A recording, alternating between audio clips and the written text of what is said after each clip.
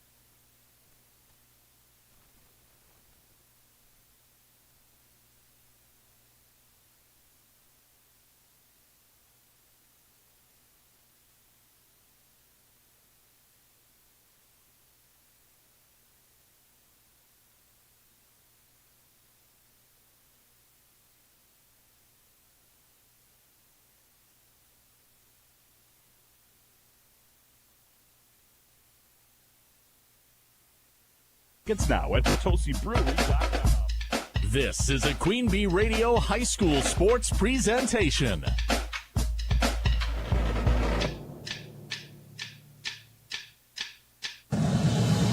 Queen Bee Radio proudly brings you People's State Bank and Grant Regional Health Center coverage of high school sports. Presented by Cuba City, Kieler, and Darlington Family Dental and Carey Seamless Gutters and Overhead Doors. And sponsored by Bouse Electric, Brian's Auto Body and Paint, Bytech Incorporated, Carver's Hardwood Flooring, Claire Bank, Donnie's Tire and Auto, Fuller's Milker Center, Gary's Pest Control, Community First Bank, Guy's Truck and Tractor Service, Hernson's Ace Hardware, Krantz Auto Parts, the Peterson Agency, the Raleigh Cheese House, Mound City Bank, the Russell Law Office, the Shoebox, Sloan Implement, Timmerman's Talents, Tricor Insurance, and Wolf Construction.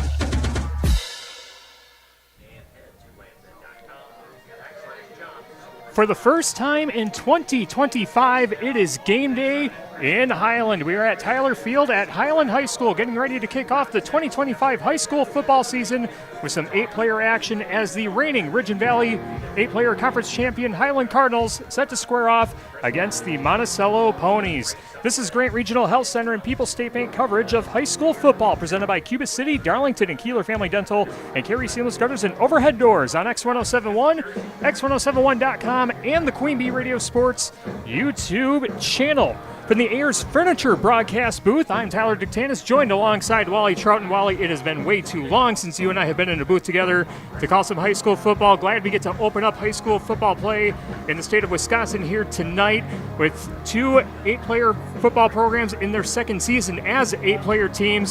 Highland, of course, coming off a 10-1 season, one game away from going to state in 8-player football in their debut season. The Monticello Ponies looking for win number 1 as a standalone program after breaking up from the co-op from New Glarus. Very interesting to see what two teams have in store here to open things up here tonight. But you know, teams have to have a beginning, and that's what Monticello is. They're still at the beginning.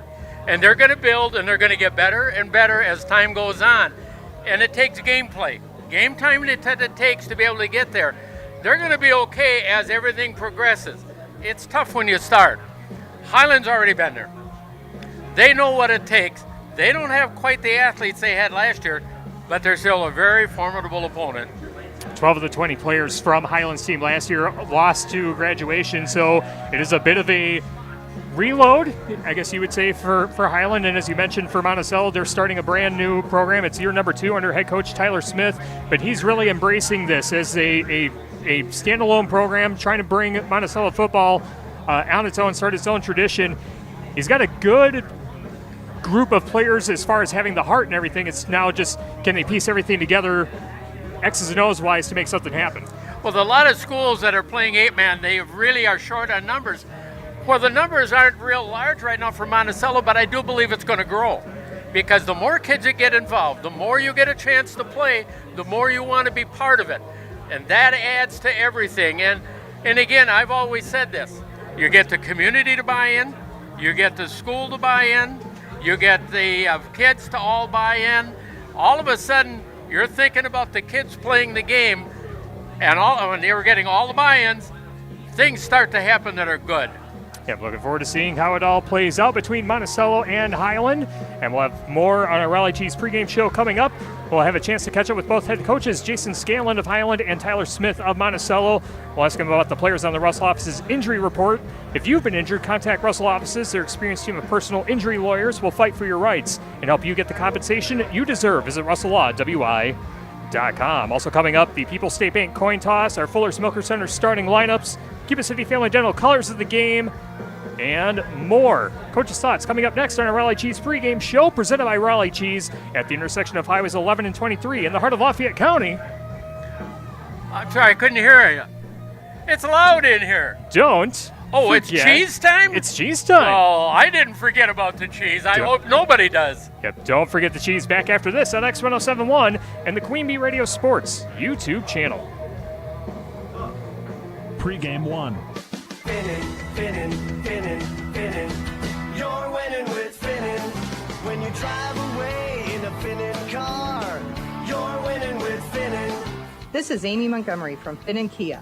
Be too cool for school this year. Make heads turn in the school pickup line and lease a new 2026 Kia Seltos LX all-wheel drive for $365 per month with zero money down. Getting pre-approved is quick and easy. Apply now at finnandkia.com for secure, instant online credit approval, or visit us at the corner of Savings, Highway 20 and the Northwest Arterial. Let our team help you drive that nicer, newer vehicle you deserve. Finn & Kia is on a mission to change the perception of car buying. Quick, comfy, and fun. Stock number K26056, 36-month term, 10,000 miles per year. First payment, tax, title, license, lien, and $149.50 doc fee due at inception. No security deposit required for well-qualified buyers with approved credit through KMA. Offer good through 9/2/2025. Finning. You're winning with Finning. Finning. Pre-game one.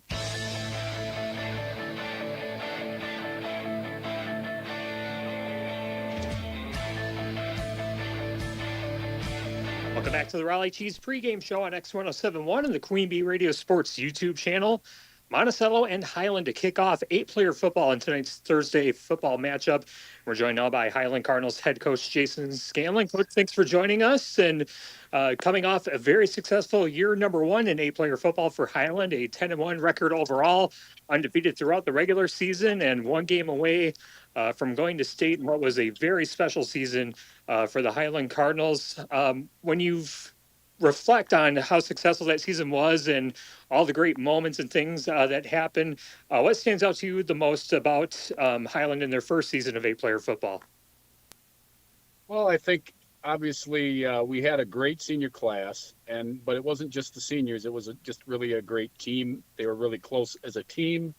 They really played and practiced consistently every day and really worked hard as a team together. And it was a really enjoyable, we had a lot of success, obviously, but it was just as enjoyable to go to practice every day with those kids because they were just excellent kids from freshman through senior. And hopefully that some of that will rub off on this year's team. We got some of those guys back from last year's team, and we're excited to get started this year. Yeah, but it was a very senior-laden class last year. A lot of key players from last year's team no longer part of it. But, that senior group really kind of set the standard for Highland football, especially going into year number 2 for 8-player. When you look at this group that's coming back, where do you see Highland kind of fitting into the Ridge and Valley Conference picture and 8-player football as a whole? Well, I mean, we definitely have some positions to fill. We did have 12 of our 20 players last year were seniors, so we have a lot of opportunities for guys. We have some players that did play some pretty prominent roles for us last year. Cooper Olson, Caden Washa, they played a lot of football for us last year, so they're going to learn to look to those guys to lead us as well. But I think, we expect the standard in Highland is that we compete, every year, and that's just what we believe. We believe in what we do as a program. We believe in how we train and how we prepare kids to play. I've got a lot of experience on my coaching staff, and we're just excited to see what these guys can do. So we expect to be competitive. I think North Crawford's clearly the favorite in the conference. A lot of really, really good players returning, but I think we definitely should be competitive in every game we play. We expect to be competitive. So, and I think our conference will be pretty solid this year. We've got DeSoto should be a good team. Belmont's going to be a strong team as well, I believe. And Wisconsin Heights has got talent always. So, we just want to be competitive and go week to week and play the best we can every week. All right, Jason Scanlon with us on our Raleigh Chiefs pregame show. Highland head coach getting ready for the Cardinals and Ponies at tonight's 8-player football matchup. Our Russell office's injury report, I think coming into the first few weeks of practice, always a little bit of concern. What have the kids been up to over the summer, and are they in shape and injury-free? What's the health status for the Cardinals heading into game number 1? We have one player who has a hamstring issue, but other than that, we're very healthy overall. We got through the scrimmage pretty clean, bumps and bruises and some sore muscles, but I think we're peaking back to the point where we're physically ready to go play football. We had a great practice tonight, so I'm excited to get going. All right, excellent. And then the Rosemeyer Wealth Management key to the game. What's going to be the key tonight for the Cardinals, and what are you looking for from this Cardinals team from them in game number 1? Well, I think, we talked about how much experience we lost. And I think the biggest concern or question we have is just how we're going to react. Some of these guys are put in new positions. There's definitely enough talent here. It's just some of these guys have not played a ton of football yet at varsity level. So how are they going to react when they get under the bright lights on Friday night in the varsity setting? Some of them played some mop-up duty last year, but it's a little different when you're starting the game and you're expected to make those plays at the start of the game. So that's probably the key for us is how we're going to play, and not anything that the other team is doing, just how are we going to react. And that first game's always a little crazy anyhow, so we're excited to see what happens. Yep, looking forward to seeing how it all plays out. We appreciate the time, Coach. Go have some fun and good luck tonight. Yeah, thanks for covering us, and thanks for covering 8-player football. We really appreciate it. If you got a coach, that's Jason Scanlon, head coach of the Highland Cardinals, and we'll have more on the Raleigh Chiefs pregame show after this on X1071 and the Queen Bee Radio Sports YouTube channel. Pregame 2. If you're operating a home or business, call the trusted pros at Carey Seamless Gutters and Overhead Doors. They offer a premium selection of CHI overhead doors, combining style, durability, and security for both residential and commercial properties. Need rain gutters to protect your building from water damage? Carey's has you covered there too. Learn more at Carey'sGuttersandDoors.com. They sell the best and service the rest. Get the quality you deserve at Carey Seamless Gutters and Overhead Doors, Belmont, and Prairie du Chien.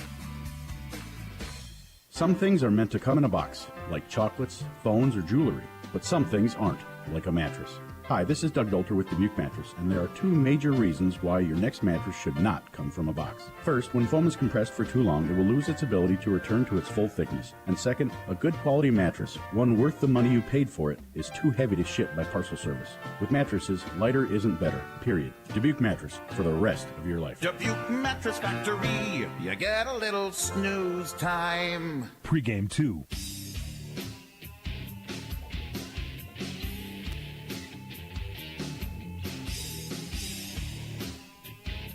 Back on the Raleigh Chiefs pregame show on X1071 and the Queen Bee Radio Sports YouTube channel. Monticello taking on Highland in 8-player football in our Thursday night matchup here this evening. We're joined now by Monticello head coach Tyler Smith. Coach, thank you so much for joining us.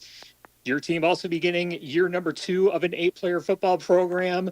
A bit of a bumpy start, to say the least, in year number 1, an 0-8 record, and starting basically a team from scratch, and the combination of a new program, some inexperience, and playing in a very loaded conference in terms of 8-player football. Not exactly the best recipe as far as trying to pile up wins, but starting a new program in Monticello, and you have the task of leading that. Take us through what your number 1 was like, and the growth that you've seen from your team from the beginning of the season to the end of last season. Yeah, absolutely. Thanks for having me on tonight, Tyler. So we started a team last year with only 4 players that had football experience, and only one of those had football, or 2 of those had football experience at the varsity level. So we were rolling into the first ever year in Monticello standalone history in regards to football, with 16 plus guys that never seen a football field, especially a varsity football field, ever. So what we focused on was, what can we do to start a tradition here in Monticello? And we started with the fundamentals. We started teaching the fundamentals. We had several guys who didn't know what a center, guard, and tackle was, so we had to start fresh. And we had guys, Jesse Wettock and Tristan Pittman last season, big dudes, seniors that knew the game of football, and it was a pleasure to have them on the field helping coach those young guys, just from fundamentally speaking football. So fast forward to year 2, we have guys that now have a year of experience. We still have about 6 new players with us this season, 4 of which are freshmen. And so we still are pretty young experience wise on football, but we're kind of sticking to that. Let's learn all the fundamentals. Let's learn what football is all about, and overall have fun with it. Yeah, and when you look at last season as a whole, obviously, we mentioned, the 0-8 record, and, the stats weren't exactly, splashing by any means. But, when you talk about, just the work that this team has, put together, and, being able to play for each other, being able to have that buy-in and see that, this thing is going to be the foundation for something much greater. Talk about the camaraderie of the players, and them being able to play for each other, even though the success on the field might not be what you hope for. Yeah, it's interesting. And we have a group of guys right now this season who don't want practice to end, because then they have to go to the respective homes. They just want to come and hang out with each other. It's something that in all my years of coaching I haven't really seen. And who knows what that translates this season, how that translates to win-loss record, but I can tell you for sure that it will be an enjoyable season regardless. And it makes it so much easier to coach. These kids are just there to learn, and they want to learn, and they want to soak up anything and everything that you want to coach them. So that's just been a breath of fresh air to start the season. All right, Monticello head coach Tyler Smith with us on our Raleigh Cheese pregame show, getting ready for Monticello Highland in 8-player football here this evening. Our Russell office's injury report, talk about the team health heading into game number 1, obviously over the summer, hoping that kids stay safe, stay healthy, and are in good condition heading into those practices. What's the health of the team heading into game number 1? Yes, we have 16 players this year on our roster, 3 of which did hit the injury bug early this season. Our starting wingback and a starting tight end. So we will be limping into week 1 already. But the outlook for those 2 players looks pretty good. Hopefully we get them back in a week or 2. But we have guys ready to step in. And we have guys that are just willing to play and do their job, and that's what we're looking forward to tomorrow night. All right, excellent. And then looking at the game against Highland, our Rosemeyer Wealth Management, key to the game. What's going to be the key for Monticello, and what are you looking for from your team in the first game of the season? Well, I think first off is just controlling the clock. That's what will benefit us, controlling the clock. They have an excellent quarterback, a great wide receiver, and a fast running back, and controlling those guys or keeping those guys off the field, and letting our workhorses go to work, and our line control the line is the key, the number one key to at least our key to be competitive in this game. So that's what we're gonna do. At least that's what we're gonna try to do, and let our dogs eat, and that's the plan. All right, awesome. Looking forward to seeing how it all plays out. Thanks so much for your time, Coach. Have some fun. Good luck tonight, and good luck during the season. Appreciate that. Have a good night. Yeah, me too. That's Coach Tyler Smith of the Monticello Ponies, and we'll have more on the Raleigh Chiefs pregame show after this on X1071 and the Queen Bee Radio Sports YouTube channel. In Game 1. Hi, this is Christine Raleigh of Raleigh Cheese, wishing all area athletes successful seasons. Cheese is a great source of protein for school lunches or a snack before the big game. Stop in and try some of our award-winning artisan cheeses like Dunbarton Blue, Red Rock, and Little Mountain. We have fresh cheese curds weekly and a wide variety of snacks and beverages, plus made-to-order cheese trays. Shop locally and taste the difference of handmade Wisconsin cheese at Raleigh Cheese House on the corner of Highways 11 and 23, Shellsburg. Like any business, success enduring is often determined by who you know rather than what you know. That's why it's good to know the pros at Fuller's, your Gia dealer. Fuller's is your source for the automated milking systems line and all of the latest in automated milking systems. Make your operation more efficient and profitable and get the most out of your dairy herd by partnering with the experts at Fuller's Milker Center, LLC, your local Gia dealer in Lancaster, Richland Center, and Fuller'sMilkerCenter.com. In Game 1.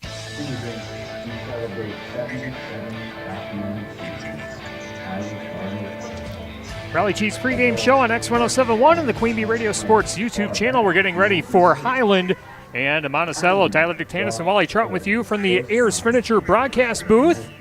It's the best seat in the house. Here's Furniture in downtown Ridgeway for free delivery on heirloom quality furniture for every room in your home. For sure. For what's sure to be the best seat in your house, be sure to visit Ayers Furniture and AyersFurniture.com. I'm just to interrupt you a second, but I want to say something that's a real positive.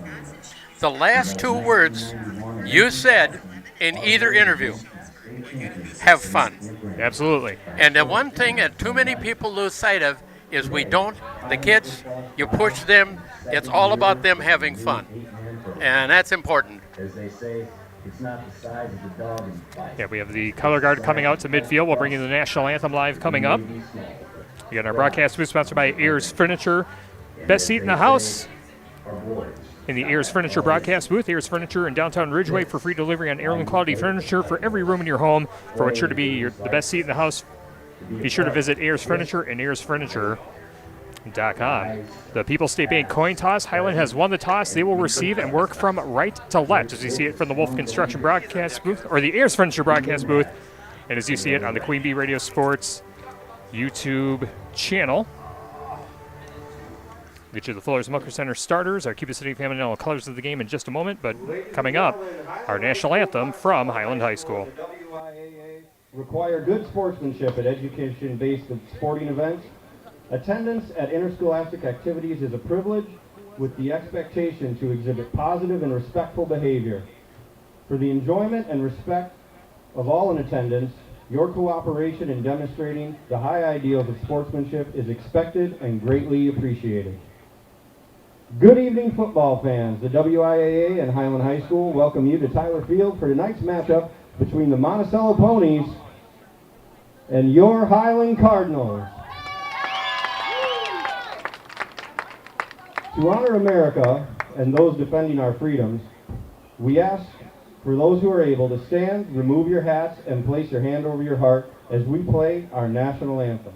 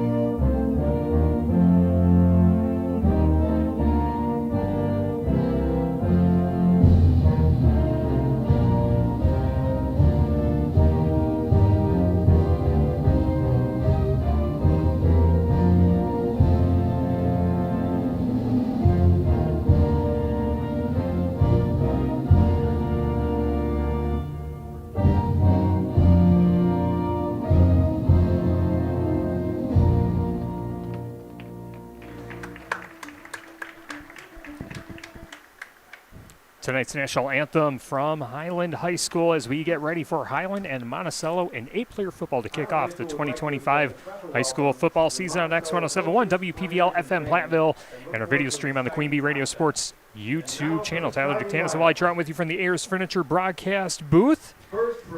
Again, the Highland Cardinals won the toss and elected to receive. They will work from right to left as we see it here. Let's start at the Fuller's Smoker Center starting lineup. See Fuller's complete hygiene line and options for your brand new dairy setup or existing parlor remodel. Fuller's in Lancaster, Richland Center, and at Fuller'sMilkerCenter.com. For the Highland offense, QB1 will be number 11, Caden Washa. Last year, in some backup duty, was 4 of 9 passing for 105 yards, 1 touchdown, and 1 interception in 7 games last season. And then we will see at running back number 23, Brady Yankee. Yankee, 24 rushing attempts for 145 yards and 1 2-point conversion in 6 games last season. The receivers for Highland, number 20, Ben Ford, number 14, Cooper Olson, and number 16, Jack Terrell.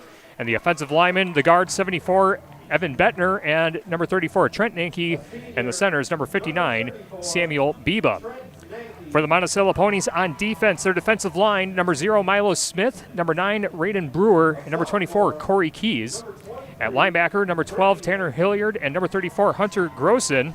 And the defensive backs for Monticello listed, number 4, Levi Trutman, number 6, Presley Ladwig, and number 22, Bryce Aquino. Although I'm looking on the Monticello sideline, it looks like number 6, Presley Ladwig, will not be suiting up tonight, so we'll see someone else step in, and we'll call that player's name once we see them take the field.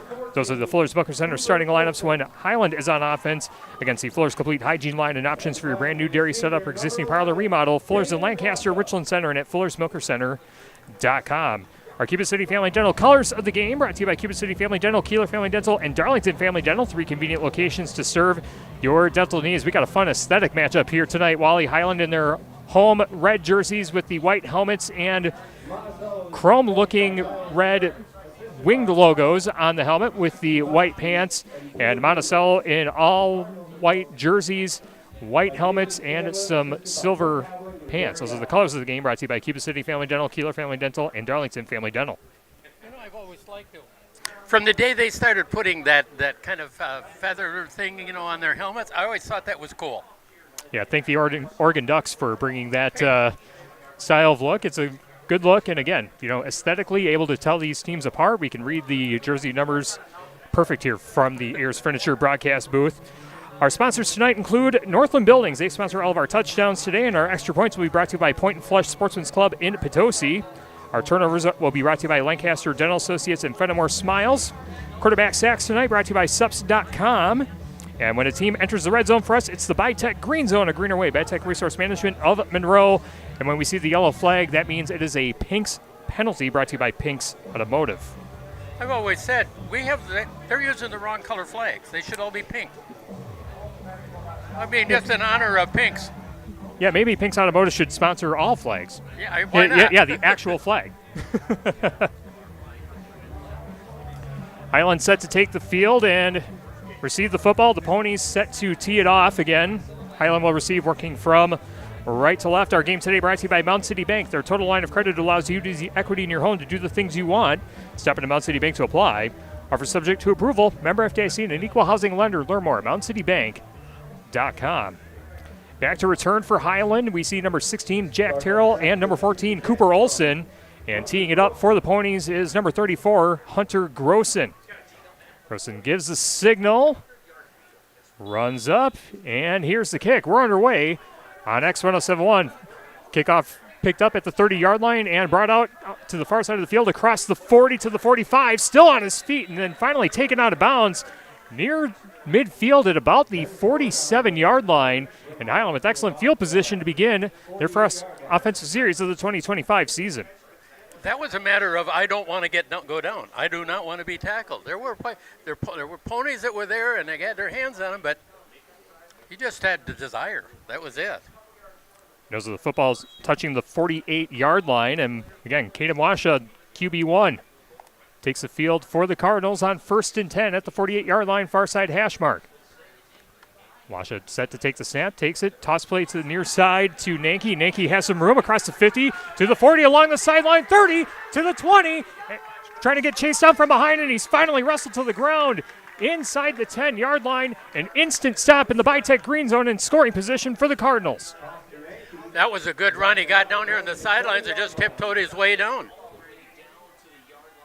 Big explosive play. Ball at the 7-yard line. Explosive play for number 23, Brady Nanke. Great blocking downfield for him as well. Just couldn't outrun that last defender, and now the Cardinals with an opportunity to score on 1st and goal at the 7-yard line, near side hash mark.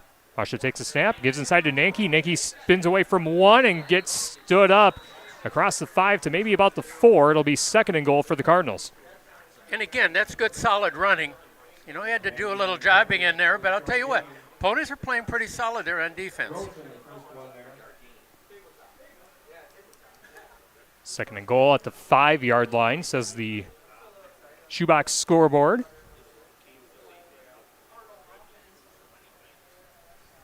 Third play of the drive, opening possession of the 2025 season for the Cardinals. Washa takes a snap, another give inside to Nanke. Nanke jump cuts off one defender, but then gets wrestled down. So after an explosive play to begin, the Ponies defense starting to stand tall, and it's 3rd and goal at the 5-yard line again. The Ponies did a nice job up front. That was really where it all took place, and there just really wasn't a whole lot of room for Nanke to run. 10:58 to play in the first quarter. 4th play of the drive for the Cardinals. It's 3rd and goal. At the 5-yard line, it's been all Brady Nanke so far as production for the Cardinals. As Washa takes the snap, bobbles it, looks to the far side, has an open man. It's Jack Terrell, and he's trying to get it across the goal line, and he is in for a Northland Buildings touchdown. It was a nice job in there really. It started with Washa because he didn't get a good snap, but he got the ball back over to Terrell where he needed to, and a little effort was taken right at the goal line, but he made it. 5-yard passing touchdown puts the Cardinals on the board, 6-0 with 10:39 to play in the first quarter. The Cardinals huddling up. We'll see if they will go for the extra point or they'll go for 2, and it looks like they're going to go for 2. Washa in the pistol. Puts Terrell in motion from left to right. Gives inside to Nanke. Nanke makes a cut at the line of scrimmage. Gets it in. And the 2-point conversion is good. We'll call that a point and flush extra point. 2 extra points at that. And it is 8-0 Highland on top of Monticello. Again, that touchdown brought to you by Northland Buildings. And we'll take a quick break and come back with the ensuing kickoff. Highland 8, Monticello 0. 10:39 to play in the first quarter on X1071 and the Queen Bee Radio Sports YouTube channel. In game 2. Show your school spirit with every swipe. People's State Bank offers debit cards featuring your local school's mascot. And now through September 30th, you can upgrade for 50% off. Even better, $5 from your card fee goes right back to your school. It's an easy way to support your team and look good doing it. Visit any People's State Bank location to upgrade your debit card today. Iowa sales tax may apply to fees and service charges. People's State Bank, member FDIC. Hello, Dr. Matt here from Cuba City Family Dental. Something we take pride in is having 3 state-of-the-art facilities in Cuba City, Kieler, and Darlington. Our investment in the latest technology and innovative services allows us to provide top-notch dental care to our area families. Take control of your oral health and make an appointment with our team, and let's make your smile the best it can be. Contact Cuba City, Darlington, and Kieler Family Dental now, and let's start this journey together. Keep smiling, Tri-States. In game 2.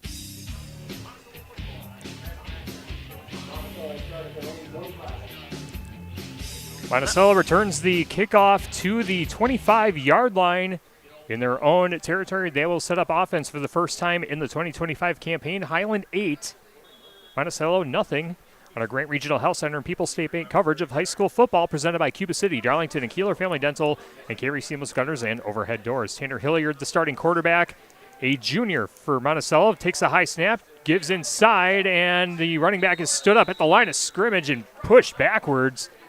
Running back that time, the kickoff returner, number 4, Levi Trutman, again stood up at the line of scrimmage, and it'll be 2nd and long. The Fuller's Booker Center starting lineups for the Monticello offense. Again, quarterback number 12, Tanner Hilliard. The fullback is number 34, Hunter Grossen. Running back number 4, Levi Trutman. And along the line, number 22, Bryce Aquino. Number 9, Raiden Brewer, number 24, Corey Keys, and number 0, Milo Smith. 2nd and 11, a loss of 1 on the last play. And ball given to the right side, and back is stood up right away as Dane Aulick. No room to go, and the defense for Highland looking pretty impressive and fast here, Wally. Well, they end up in right away. They took a pretty good loss, but that was a good job by the Highland defense. They got off the ball real quick and were able to get over there and make the play. Ball spotted at the 19-yard line. It is 3rd and 17. Monticello going backwards, and another pistol look as Hilliard drops back. Dumps it off, a quick screen to the near side for Trutman. Trutman trying to get away from his defender. Gets it across the 20, but no room after that. Called a gain of about 3. It'll be 4th and 14. With 9:12 to go in the first quarter, Highland up 8-0. Yeah, again, there wasn't a whole lot of room for him. I mean, you catch the ball and you run into a whole bunch of red shirts right away. Pretty good job by the defense. Forward progress gives it to the 23-yard line, so it'll be the Ponies punting it away. Set to punt it away is number 12, be Tanner Hilliard, who is also the quarterback, and that's always a somewhat concerning thing if you're an opposing coach. The quarterback also punts the ball, but this punt is sky high and will be fielded at the 50-yard line. Brought back by Cooper Olson. Olson looking for a seam on the near side, breaks away from one defender, and then gets wrestled down in Monticello territory at the 25-yard line. Excellent field position again for Highland, already up 8-0 with 8:31 to go in the first quarter. Well, there were a couple of nice blocks along the way that helped him get down there. And we saw one that was a nice job kicking an outside contained guy back further outside so he could cut inside. Highland already knocking on the door of the Bitech Green Zone again. A greener way, Bitech Resource Management of Monroe. Our game today brought to you by Community First Bank. Freeing the communities where you live, work, and play. Experience for yourself the difference at Community First Bank. CFBank.com. Member FDIC. 1st and 10 for the Cardinals at the 21-yard line. Ball spotted on the near side hash mark. Wash out of the pistol, drops back to pass, fires a rainbow to the near side, and it is bobbled and incomplete. Cooper Olson nearly brought that one in. Ball maybe just a bit out of his reach. Well-designed play, just unable to pull it in. It'll be 2nd and 10 coming up for the Cardinals. You know, it was a little out of reach, but really it was a nicely thrown football. Just not a chance for him. Game today also brought to you by West End Salvage of Lancaster. See Junkyard Joe Cranston, the West End Salvage team for recycling as well as construction and demolition waste too. West End Salvage of Lancaster. 8:26 to play in the first quarter. 2nd and 10 at the 21-yard line. Cardinals with the football in Monticello territory, working from right to left. Masha puts the receiver in motion. He'll give it to Ben Ford on a sweep.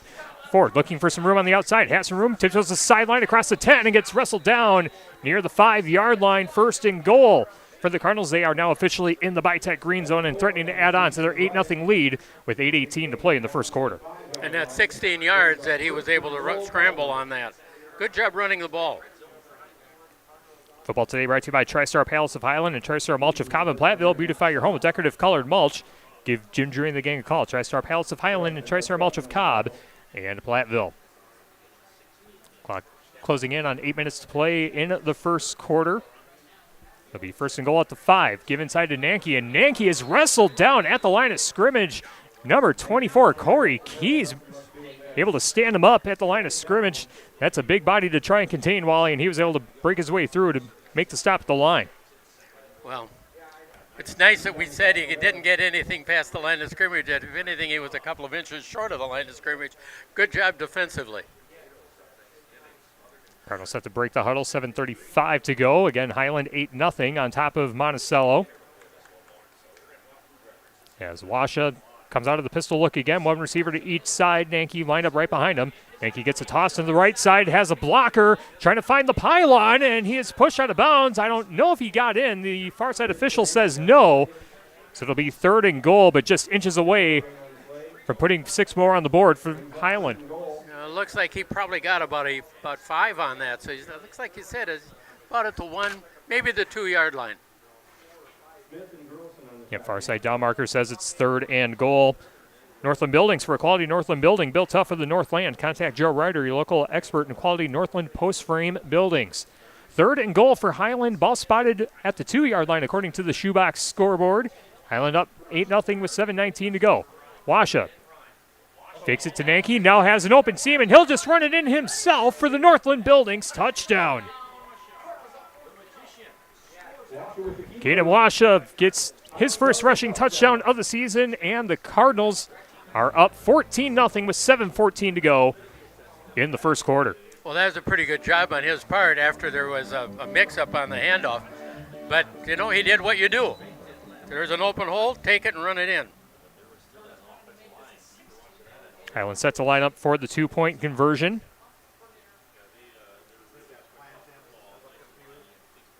As Highland has had excellent field position in both of their first possessions of the season, able to capitalize on both and see if they can add on to their 14-0 lead with this 2-point conversion.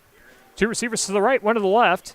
As Washa takes the snap, tosses to Nanke on the right side, has some blockers, and he's going to get into the end zone, but our first Pinks penalty flag looks like it might be a hold against Highland. That's what I'm expecting to see called, which means that they will be marching it back.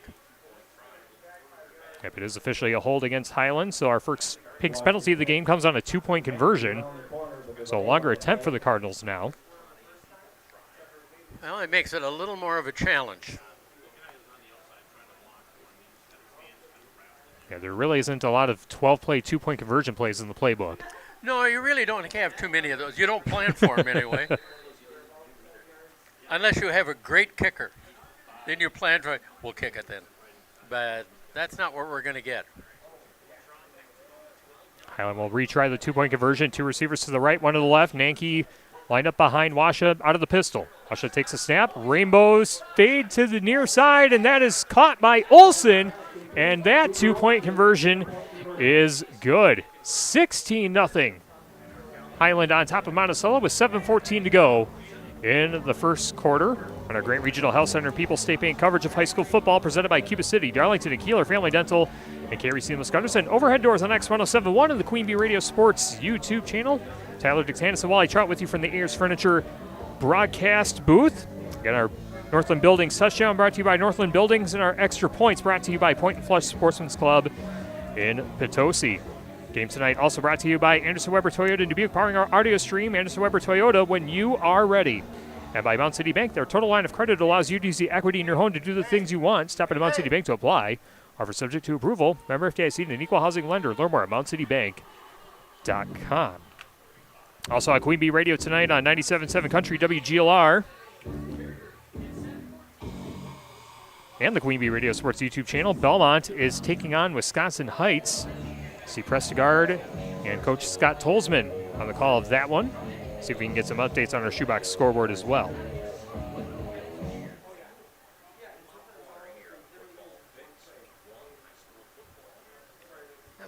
I'm trying to think. Richland Center, I believe, was playing Evansville in 11-man football tonight for one of the roughly area teams. Yeah, not a lot of local action. No. Not. You know, a lot of times Thursday games are because of a shortage of officials. The ensuing kickoff is going to be through the legs of Levi Trubman, and Trubman picks it up at the 10-yard line, trying to break away, but gets spun down by Brady Nanke.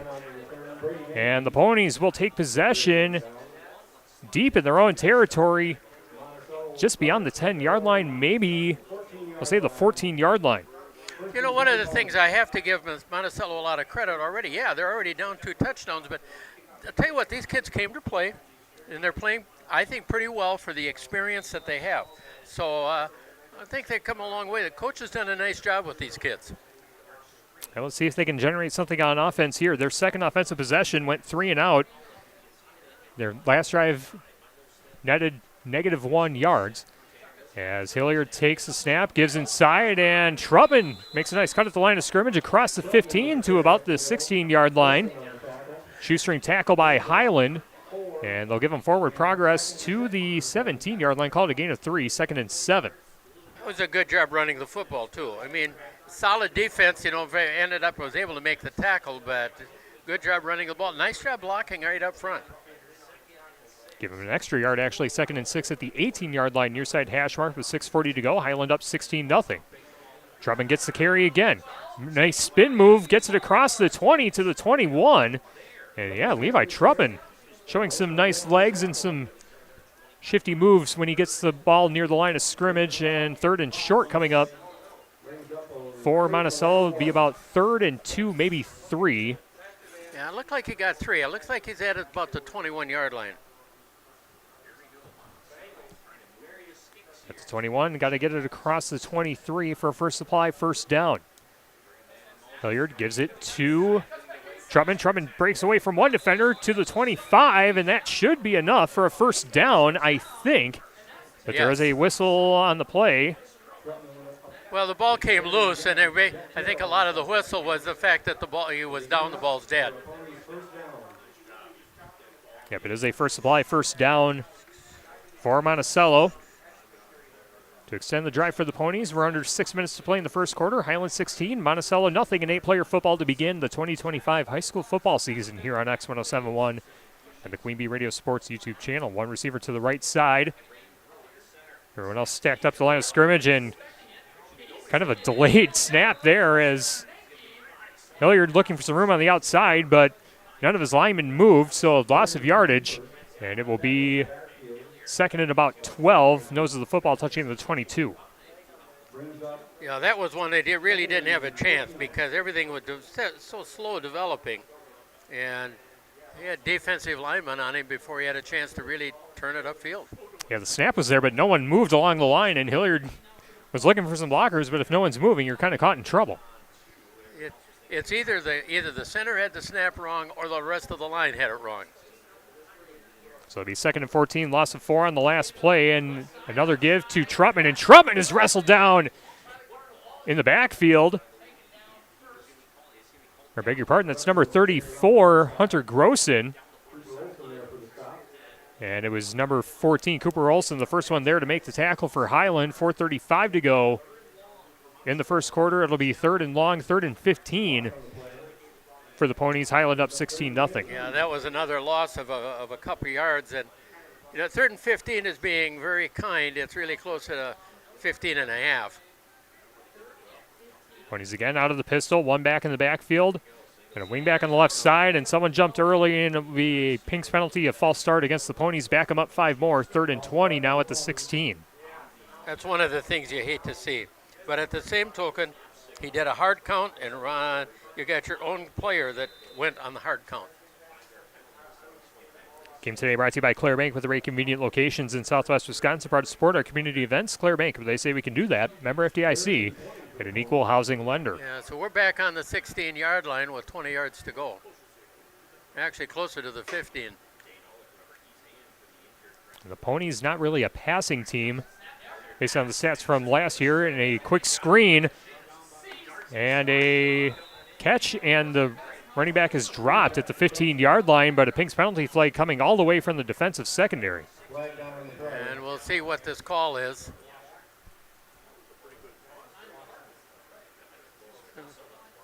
Official has a nice arm. He's got that. Yeah, that thing flew. Yeah.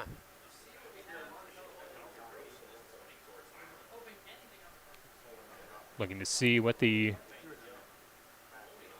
official call is here as the white hat talking with number 11, Kaden Washa. Holding, and it's being declined. Yep, so holding against Monticello. That penalty will be declined, so it'll be 4th down for the Ponies, and they'll punt it away with 3:45 to go in the first quarter. Highland 16, Monticello nothing. Community First Bank, for in the communities where you live, work, and play. Experience for yourself the difference at Community First Bank, cfbank.com, member FDIC. Tanner Hilliard set to punt it away and gets the one away just barely. And the ball bounces out of bounds near the 50-yard line. It should be in Monticello territory. Let's see if we can see where they're actually marking it. They do mark it at the 48. Cardinals will take over at the Monticello 46-yard line. 46. They're going to give it to the 46. 3:40 to play in the first quarter. 16-0. Highland on top of Monticello. 8-player football on X1071 and the Queen Bee Radio Sports YouTube channel. Game tonight brought to you by Herms's Ace Hardware and Home Center in Bloomington and Herms's Ace Hardware at the bottom of Main and Platteville.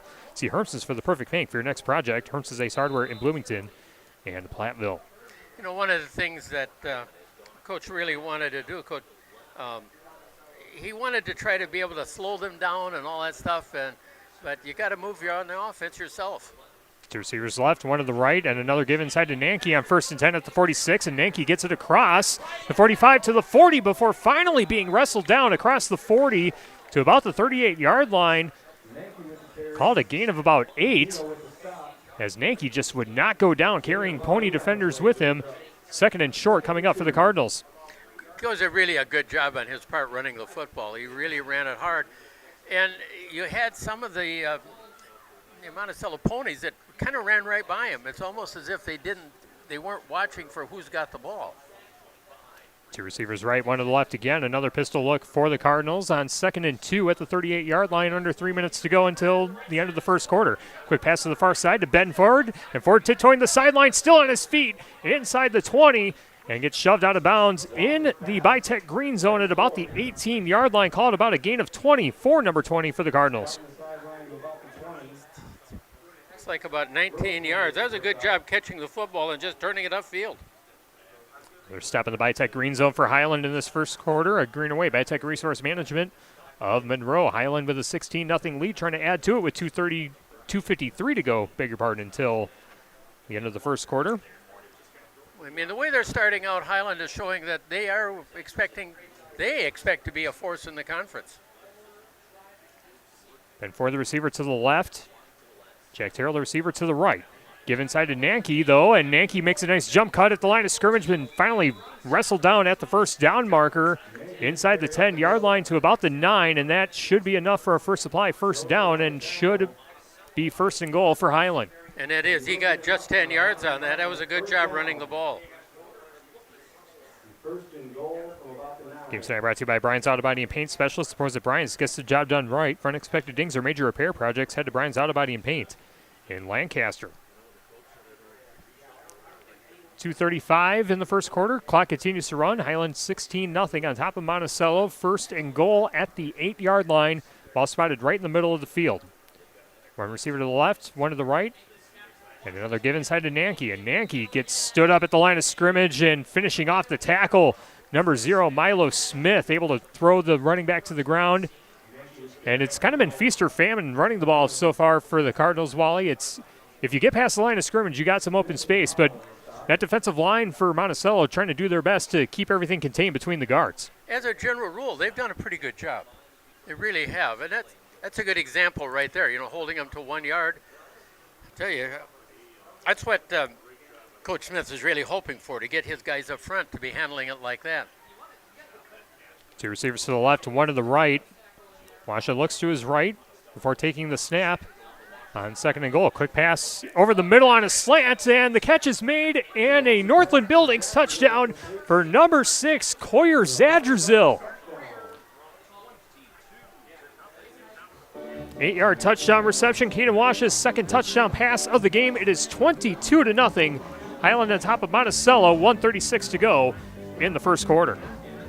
Excellent job by the coaching staff for Highland and their play calling. Having that nice little slant pass there, I thought that was a great call. Coyer Zadrzil with his first touchdown reception of the season. And Highland again will line up for the 2-point conversion. 2 receivers to the right side, 1 to the left.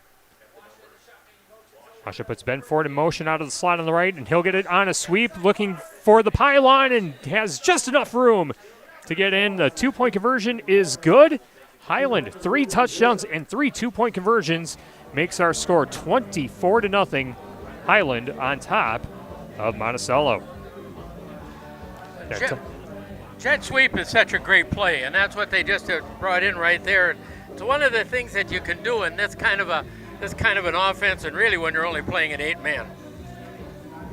24-0 the score with 1:36 to play. That Northland Buildings touchdown brought to you by Northland Buildings, and our extra points brought to you by Point and Flush Sportsman's Club in Potosi. Today's game also brought to you by Russell Offices, here to assist as your local legal representation. Call for a consultation to discuss personal injury, estate planning, family law, criminal defense, probate administration, and more. Proudly serving Southern Wisconsin, Russell Law Offices. Also by West End Salvage of Lancaster. See Junkyard Joe Krantz and the West End Salvage team for recycling, as well as construction and demolition waste too. West End Salvage of Lancaster. Also brought to you by McNett Electric in Belmont. They can assist with all of your electrical needs. McNett Electric is on call and ready to help you with your agricultural, business, and commercial needs. McNett Electric in Belmont. Shoebox scoreboard updates over on 97.7 Country WGLR and the Queen Bee Radio Sports YouTube channel. Belmont with a 16-0 lead on top of Wisconsin Heights, also an 8-player football action. 24-0 our score here as the Cardinals get the signal for the kickoff. As William Fritsch, number 54, set to kick this one away, and this is a end-over-end kick that will take a dive at the 25-yard line and will be brought back out to the 35, trying to break away from defenders, but a gang tackle and a stop at about the 36-yard line is where the Ponies will set up offense for their third offensive series of the game. Down 3 scores and 3 two-point conversions. Ponies trying to find something here before the end of the first. Well, they need to find something they can hang their hat on where they can have a little more success. They haven't really had any big gains with anything, and that's what they need. 90 seconds until the end of the first quarter. Monticello trying to get the right players in the huddle. The nose of the football just short of the 38-yard line. When he's break the huddle, Tanner Hilliard, bringing his offense to the line of scrimmage. One receiver to the right, one back in the backfield. Everyone else down at the line of scrimmage. And a flag before the snap, another false start. Pigs penalty as Levi Trutman tried to get a head start. Well, you had Troutman that was actually moving, and then over here on the side, you also had wrong side of the wrong one. Dane Alco's also moving, so still illegal procedure and still 5 yards. Puts the football at the 33-yard line, 1st and 15 with 1:30 to go in the first quarter. 24-0 the score. Now they get to Trutman. Trutman trying to bounce it to the near side. Gets away from one defender, but finishing the tackle is Jack Terrell. Shoestring tackle to the 38-yard line, the original line of scrimmage. Call it a gain of 5. 2nd and 10 coming up for Monticello. And they really needed that. That got them a little something back to where they were. Actually ends up being a 6-yard gain. If they give forward progress to the 39. As we close in under a minute in the first quarter here at Highland. Tyler Field, a gorgeous facility here for high school football. One of the best places in southwest Wisconsin to watch a high school football game. Tanner Hilliard looks to the right side before the snap and will give on an end around to number 16, Dane Aulick. And Aulick stayed on his feet momentarily, but then a flock of Cardinals there to make the stop. Maybe forward progress to the 39. Actually, we'll say it's about a half-yard loss on the play. I'm going to give him credit for no gain. He was maybe about a half-yard short, like you said. But it'll be 3rd and 9 coming up here with 15 seconds to go, and we'll see if Monticello decides to run one more play, if we will resume in the second quarter. Yep, we're going to go to the second quarter here. Looks like that will be the case. 24-0 Highland on top of Monticello at the end of the first quarter here from Highland High School. More of our Grant Regional Health Center and People's State Bank coverage of high school football presented by Cuba City, Darlington, and Kieler Family Dental, and Carey Seamless Gutters and Overhead Doors continues after this on X1071 and the Queen Bee Radio Sports YouTube channel. In Game 3. If you're upgrading a home or business, call the trusted pros at Carey Seamless Gutters and Overhead Doors. They offer a premium selection of CHI overhead doors combining style, durability, and security for both residential and commercial properties. Need rain gutters to protect your building from water damage? Carey's has you covered there too. Learn more at Carey'sGuttersandDoors.com. They sell the best and service the rest. Get the quality you deserve at Carey Seamless Gutters and Overhead Doors, Belmont, and Prairie du Chien. If you suffer from chronic sinus infections known as sinusitis and over-the-counter medicine or prescriptions aren't helping, you might be a candidate for balloon sinuplasty, an innovative, non-invasive outpatient procedure now available at Grant Regional Health Center. This treatment can gently and safely widen the sinuses, allow drainage, and provide long-term relief for chronic sufferers. Visit our website, grantregional.com/ENT to learn more. Grant Regional Health Center. Better health starts here. In Game 3.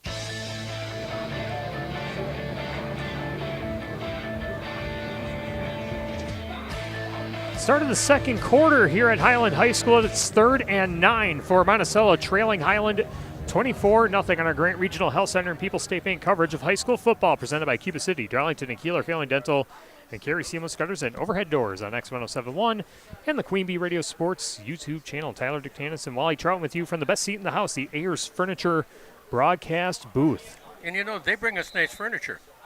They did. Comfortable here. I'm really happy with them. This definitely is one of the best seats in the house, that's for sure. Well, I'll go along with that. We'll pick up the action, 3rd and 9 at the 39-yard line. Ball spotted in the near side hash mark. Monticello working from right to left as you see it here from the booth. Hilliard takes a snap, rolls to his left, tries to dump it off on a screen, and the receiver gets pushed out of bounds. Milo Smith, lining up at the tight end position, we'll call it, gets knocked out of bounds across the 40 to about the 41. Call it a gain of 2. It'll be 4th and about 9 coming up. Yeah, I would agree with that. 2 yards. Sometimes you're happy to get it, I'll tell you. But they played pretty solid defense on that coming across quick. You can tell Monticello is trying to catch Highland off guard and trying to get them on their heels, but Highland's lateral movement defensively by the linebackers, they're able to close in real quick. And Monticello going for it on 4th and 7. Hilliard rolling to his right, trying to look for someone over the middle, and the pass is batted incomplete. Turnover on downs, and it will be 1st and 10 for Highland in Monticello territory at the 39-yard line. I don't blame them for going for it. I mean, why not? Give yourself a chance, give the kids an opportunity to do something. Unfortunately, it didn't work for them.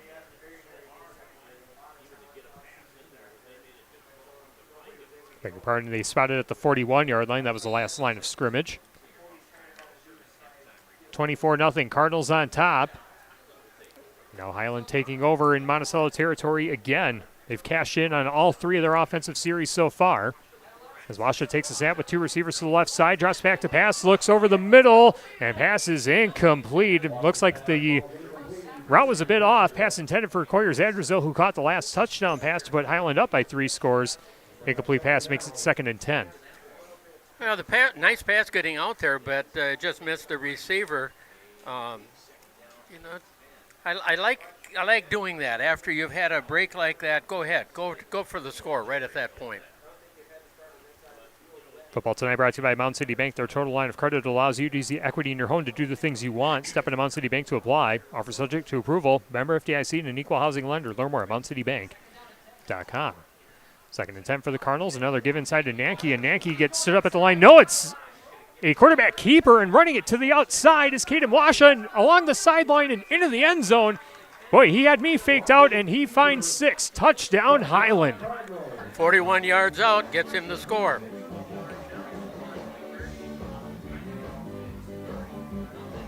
When you fake out the broadcaster, that tells you how good of a fake that was. Washa able to run along the far sideline, faked it inside to Nanke, and I thought Nanke was stood up at the line, but Washa had a lot of space on that far sideline and sprints his way into the end zone for 6. Well, tell you what, he did a pretty good job of just kicking the Jets in back there. 2nd rushing touchdown for Caden Washa on the game as well. 30-0 our new score with 11:34 to go in the 2nd quarter. Cardinals set to go for 2. Another pistol look for the Cardinals. 2 receivers to the right, 1 to the left. Nanke the back behind Washa. Washa drops back, throws it over the middle, and Coyer Zadrazil is there for the 2-point conversion. And that makes our score 32-0. The Highland Cardinals on top of the Monticello Ponies. Another Northland Buildings touchdown for the Cardinals, and 2 more points. Brought to you by Point and Flush Sportsman's Club. One thing that people should understand, when you're talking about 8-man football, and in some other states they do 9-man football, it's wide open football, and a lot of points are usually scored.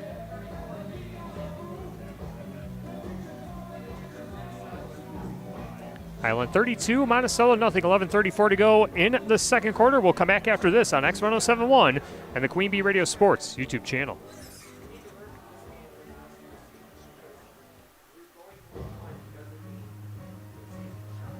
In Game 4. Feel the power of the storm. Legendary storm chaser Dr. Reed Timmer blows into Five Flag Center for Dominate the Storm. A heart-pumping evening, Saturday, September 6th at 7:30 at Five Flag Center. Massive wedge that's touching down. Did you see how big that was? Hear his jaw-dropping stories live. Can't go anymore. Experience the power. Got a strong tornado. The science and the thrill of the chase. Oh, we gotta go. Dominate the Storm with Reed Timmer, September 6th. Get tickets now at fiveflagcenter.com. Affordable health care right here in Dubuque at Crescent Community Health Center. Crescent offers affordable, high-quality health care to everyone with insurance assistance available. Whether you need medical, dental, brain health, or general wellness, Crescent provides the expertise you expect and deserve. Learn more of the variety of services available by visiting crescentchc.org. Crescent Community Health Center on the corner of 17th and Elm Street in Dubuque. In Game 4.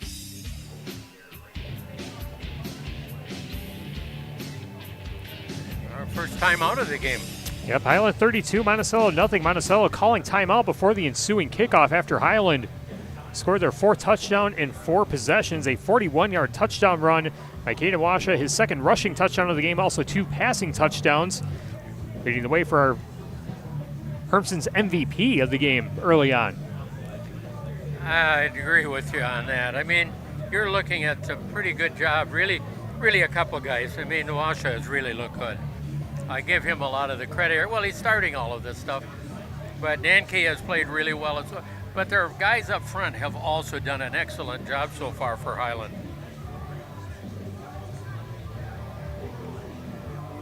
Monticello breaks the huddle, so we'll get the ensuing kickoff. Back to return for Monticello is number 4, Levi Trutman, and number 16, Dane Aulick, and number 54 for Highland, William Fritsch, set to kick this one off.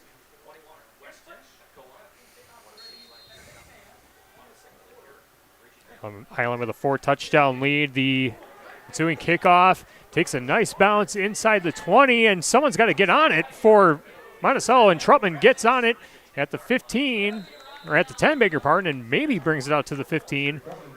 It'll be 1st and 10 for Monticello on a blunder on the kickoff coming out of the timeout.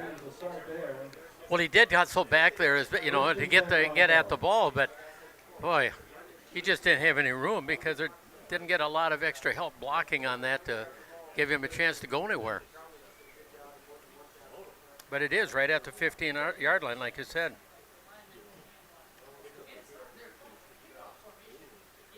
Football spotted in the middle of the field at the 15-yard line. Monticello breaks the huddle. Tanner Hillier brings his offense to the line. Dropping the back in the backfield. Hillier takes a snap, gives to Trutman. Trutman breaks away from one defender, gets across the 20, across the 30 before being wrestled down near the 35-yard line. A nice run there by number 4, Levi Trutman. He's been the workhorse so far, carrying the football for Monticello and finally getting a big run there. Nose of the football touching the 35-yard line, called a gain of 20. That was an excellent job running the ball, and he was able to slip one tackle, along the way. So good job. Yeah, Monticello with 5 down linemen. As a give to Trutman, and Trutman nowhere to go. Tried to look to the left side, but there to make the tackle, number 14, Cooper Olson. And might have gone backwards. Looks like a loss of 2. It should be 2nd and 12. He ended up, just didn't really have a chance. The defensive line was on him before he could go anywhere. Highland 32, Monticello nothing, 10:40 to go in the second quarter. And halftime, we'll head to McNett Electric halftime report. We'll also check in on the game on 97.7 Country between Belmont and Wisconsin Heights. 2nd and 12 here as the ball carrier gets tackled deep in the backfield as Aulick tried to bounce it to the outside. And he gets tackled all the way back, I believe at the 25-yard line. Should be a loss of about 8. He didn't really have a whole lot of chance. They made a nice fake coming back over this way, but nobody followed it. And they went after they went after the ball carrier all real quick. They say he was down at the 28-yard line, and it's 3rd and 16 with under 10 minutes to go until halftime. Hillier takes a snap. Looks over the middle. Tries to get the pass away. Gets it away before he gets tackled. Avoids the subs.com sack, but the pass is off target, incomplete. Looking for Dane Ollick on a crossing pattern, but the pass is high, incomplete, 4th and long for Monticello. And this ball was thrown quite a ways behind him, but he threw it in an area where it was going to be incomplete. But now you're looking at 4th and very long. Yep, Hilliard looking to punt it away, and it'll be number 14, Cooper Olson, set to return for the Cardinals.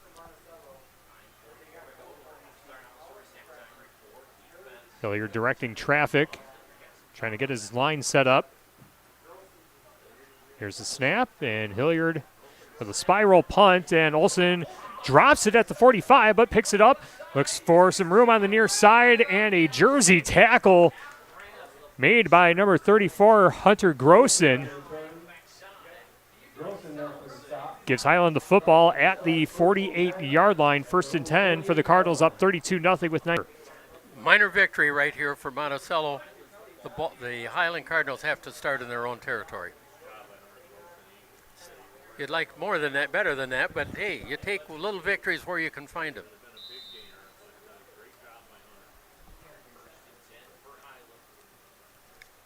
Highland bringing the offense out on the field. Our game tonight brought to you by Breckler Insurance Group. For all of your insurance needs, see Steve Landusky at Breckler Insurance in Fenimore. Breckler Insurance, serving Southwest Wisconsin for over 95 years. 2 receivers to the right, 1 to the left for Highland on 1st and 10 at their own 48-yard line, near side hash mark. And a false start as 2 any Cardinals were moving before the snap. Yeah, kind of what you'd call an illegal shift. Either way, a legal procedure, I guess. Back them up 5 to the 43-yard line. Game today also brought to you by Rosemeyer Wealth Management. They'll design a plan specific for your retirement goals. The experts at Rosemeyer Wealth Management will answer all your questions, even if you don't know what the questions are to ask. Check out their website at rosemeyermg.com. It's only the second penalty on Highland. Highland, a near-perfect game so far, 4 for 4 in terms of scoring touchdowns and 2-point conversions. Possession number 5 and an inside carry for the Cardinals as the running back gets just beyond the line of scrimmage.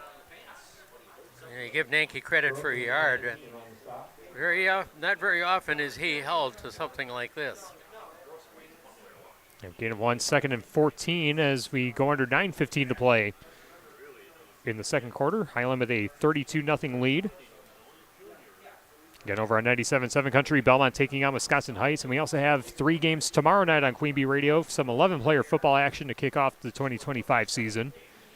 2 receivers to the left, 1 to the right, out in 2nd and 14. Washa takes a snap, drops back to pass, has an open receiver, and it is caught by Cooper Olson, and he will sprint into the end zone. Another Northland Buildings touchdown for the Highland Cardinals. 56 yards.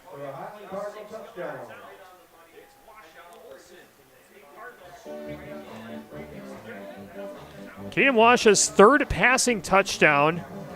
Cooper Olson's 1st receiving touchdown, and a 38-0 lead for the Highland Cardinals with 8:44 to go in the second quarter. What a display by the Highland Cardinals in game number 1 of the season. That was really a nice pass, laid out there just perfect.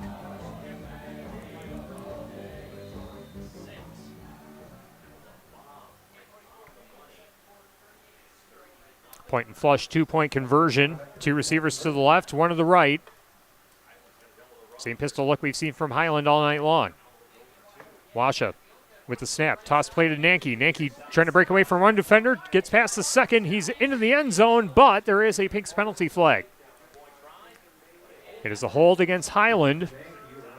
So they'll back them up 10 more yards, and they were able to score a 2-point conversion the last time they had a holding call against them on the 2-point conversion. We'll see if they can do it again. Well, we'll see what they come back up with for a play. You know, it's one of the things like on that touchdown. It was really a nice job being able to sneak the receiver out into the sideline like that. And that's really what happened. He just snuck his way out of there.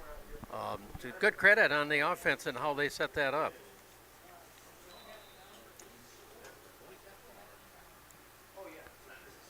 We'll see what Highland comes out with on a 2-point conversion now at the 12-yard line.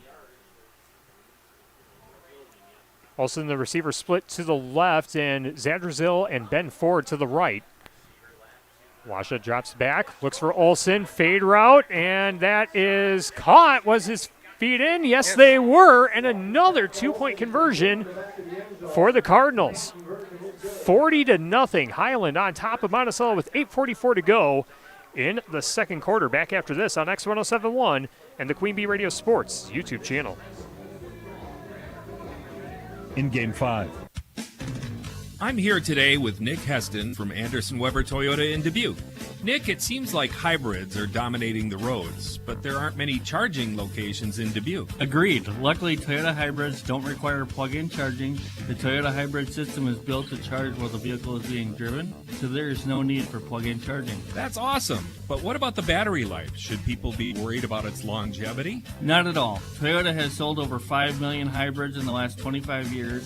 Plus, their battery warranty covers you for 10 years or 150,000 miles. How does regular maintenance on a hybrid compare to a gas model? Toyota hybrid vehicles require the same maintenance as gas-powered models and oftentimes even less. For example, the hybrid model's regenerative braking charges the battery while slowing down the vehicle, increasing the life of the vehicle's brake pads. Wow, it seems like there's a lot of benefits in choosing a hybrid Toyota. Visit Anderson Weber in Dubuque to learn more and take a test drive today. In Game 5.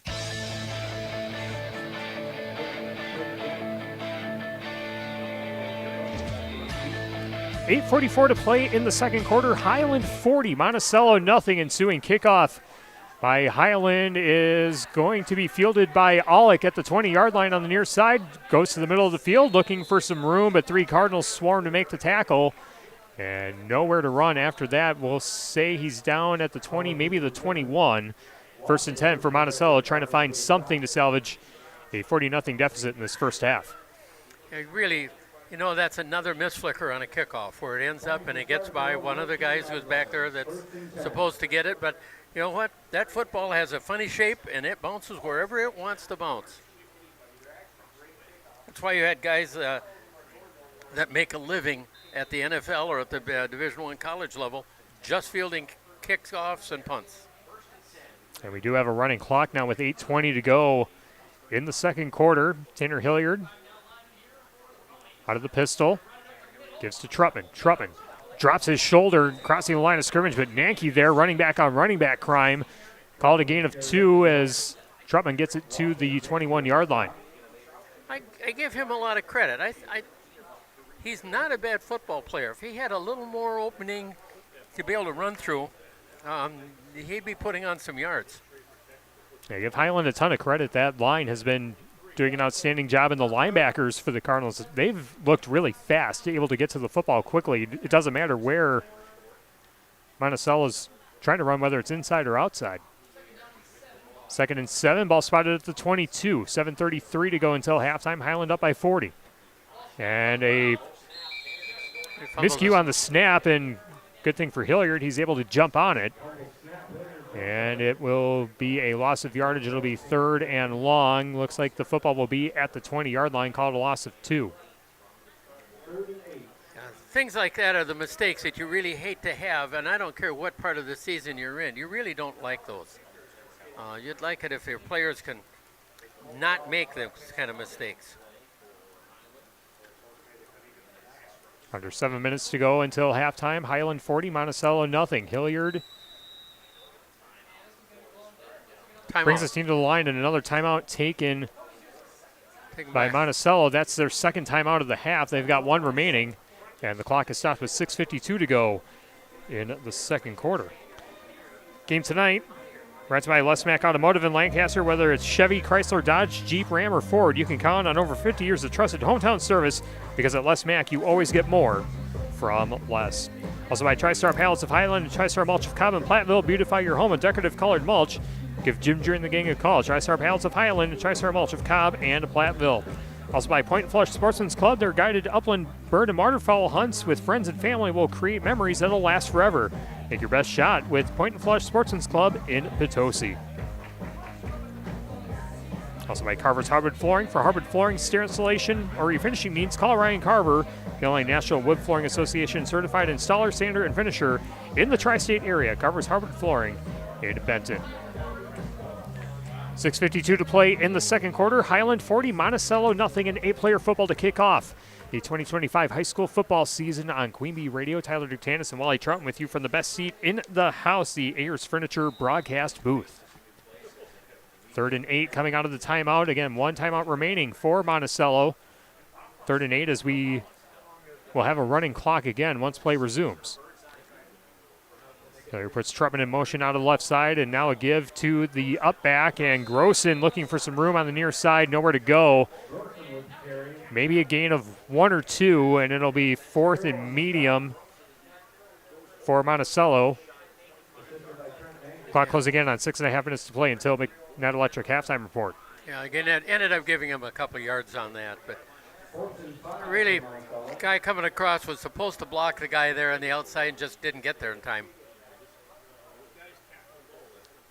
Monticello going to go for it on 4th and 5. As Hilliard takes the high snap, but an end around to Troughton, and Troughton is blasted in the backfield by number 11, Caden Washup. And a turnover on downs and a stop in the Bitech green zone right away for Highland. As again, a running clock as we go under 6 minutes to go. And the football is just inside the 20-yard line at the 19. That's one of the things, and somebody says, why would you go for it in that situation? It's a matter of not going for it because of the situation or anything. It's the idea, we're just trying to get something going here. You're hoping to try to find success anywhere along the line, and they have not had a lot of success trying to get wide. They're stopping the Bitech green zone for Highland on the turnover on downs. 2 receivers to the right, 1 to the left. Washa still at quarterback for Highland. Takes a snap. And Washa fakes it inside to Nanke, but has some room along the near side, and he runs into the end zone. Another Northland Buildings touchdown. His 3rd rushing touchdown of the game, his 6th touchdown overall. My goodness, what a game. Well, he's an outstanding athlete, and let's face it, Coach Smith said something about him in the interview in the pregame. Well, he is everything he needs to be. 46-0. Highland on top of Monticello with 5:10 to go until halftime.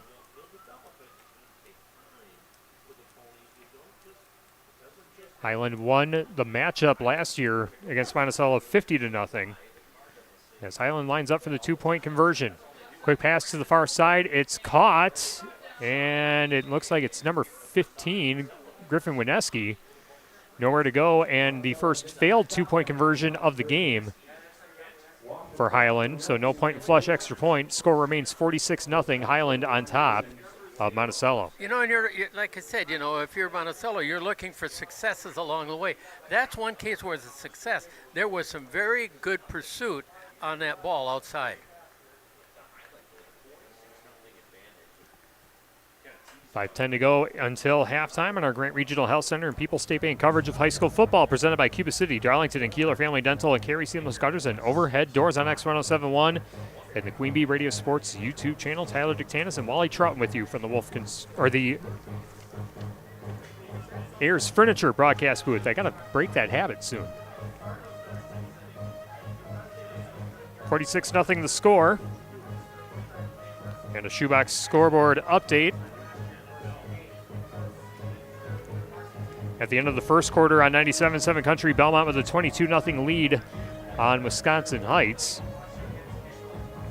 Well, Belmont is supposed to be one of the better teams in the conference, but they've always said also Wisconsin Heights is a team that could be dangerous.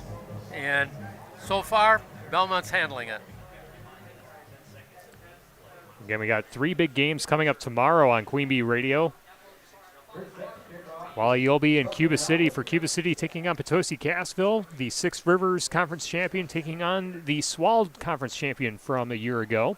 2 very, very good football teams again this year. 2 very well-coached teams at that. William Fritsch kicks it off here for Highland, and an end-over-end kick takes a bounce at the Monticello 30, and nowhere to run for the returner, number 16, Dane Aulick, and it will be 1st and 10 for Monticello. As we have the continuous clock again, we'll be under 5 minutes to go until halftime on this next snap. You know, that was those things are really hard to deal with, and it's hard to get a real good return because everything about it was slow. It was up in the air, and then it bounces in front, and then it bounces slow. You can't get a handle very easy. Tough to return that. Goes with the football touching the 35-yard line on the near side hash mark as we see it in the Years Furniture broadcast booth. Hilliard takes the snap, gives to Trutman. Trutman on a counter, bounces it to the left side, has some room across the 50 before being tackled by number 11, Caden Washa. Another big run that time by Levi Trutman. When he gets into the second level, he's been pretty good and pretty fast, Wally, and he's kind of a burly kind of back, a tough running back to take down. Well, he had a little bit of help on a hold there, but that's okay. I mean, the fact is that the lineman that was out there did a nice job on making certain that it was not one of those kind of holds that you're going to get called on, because he kept his hands as much on the front as he could. 1st and 10 at the Highland 43, and another carry. This is Grossen, and Grossen breaking free across the 20 before being chased down in the Bitech green zone. And all of a sudden, the Monticello Ponies finding some offense, trying to get on the scoreboard before halftime. And that's a 23-yard gallop. Hunter Grossen with a nice run. And the first stop of the game for Monticello into the Bitech green zone and greener way. Bitech Resource Management of Monroe. Another back in the backfield and a pre-snap penalty, a false start on Monticello. That will back them out of the Bitech green zone and football to the 25-yard line. It's one of the things that when you're first starting out and trying to get your program going again, those kinds of mistakes tend to happen, especially if you got kids that are not experienced football players.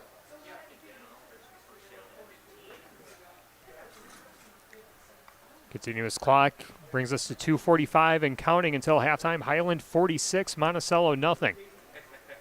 One back in the backfield, and the wing back on the far side goes in motion. Another carry for Grossen. Grossen trying to find some room on the right side, but a nice tackle at the knees for the Highland Cardinals. Believe that was number 16, Jack Terrell, making the tackle. And we are at 2:20 to go till halftime. It'll be 2nd and 12. Call it a gain of 3 to the 22-yard line.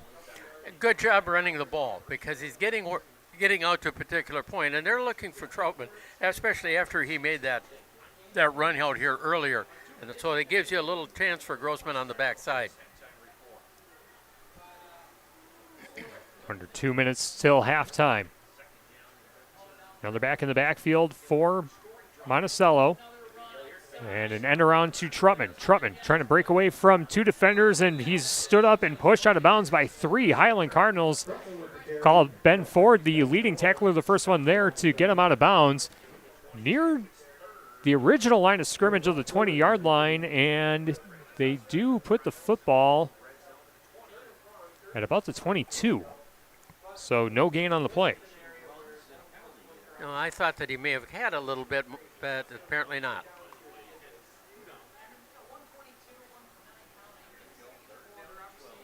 Third and 12 with a minute 15 to go until the halftime break. And another penalty as an offensive lineman tried to get a head start for Monticello, back him up 5 more. Another Pinks penalty will put the football at the 27-yard line. That was a case where immediately he moved, kind of got up, and he said, oh, and he grabbed his helmet and knew it.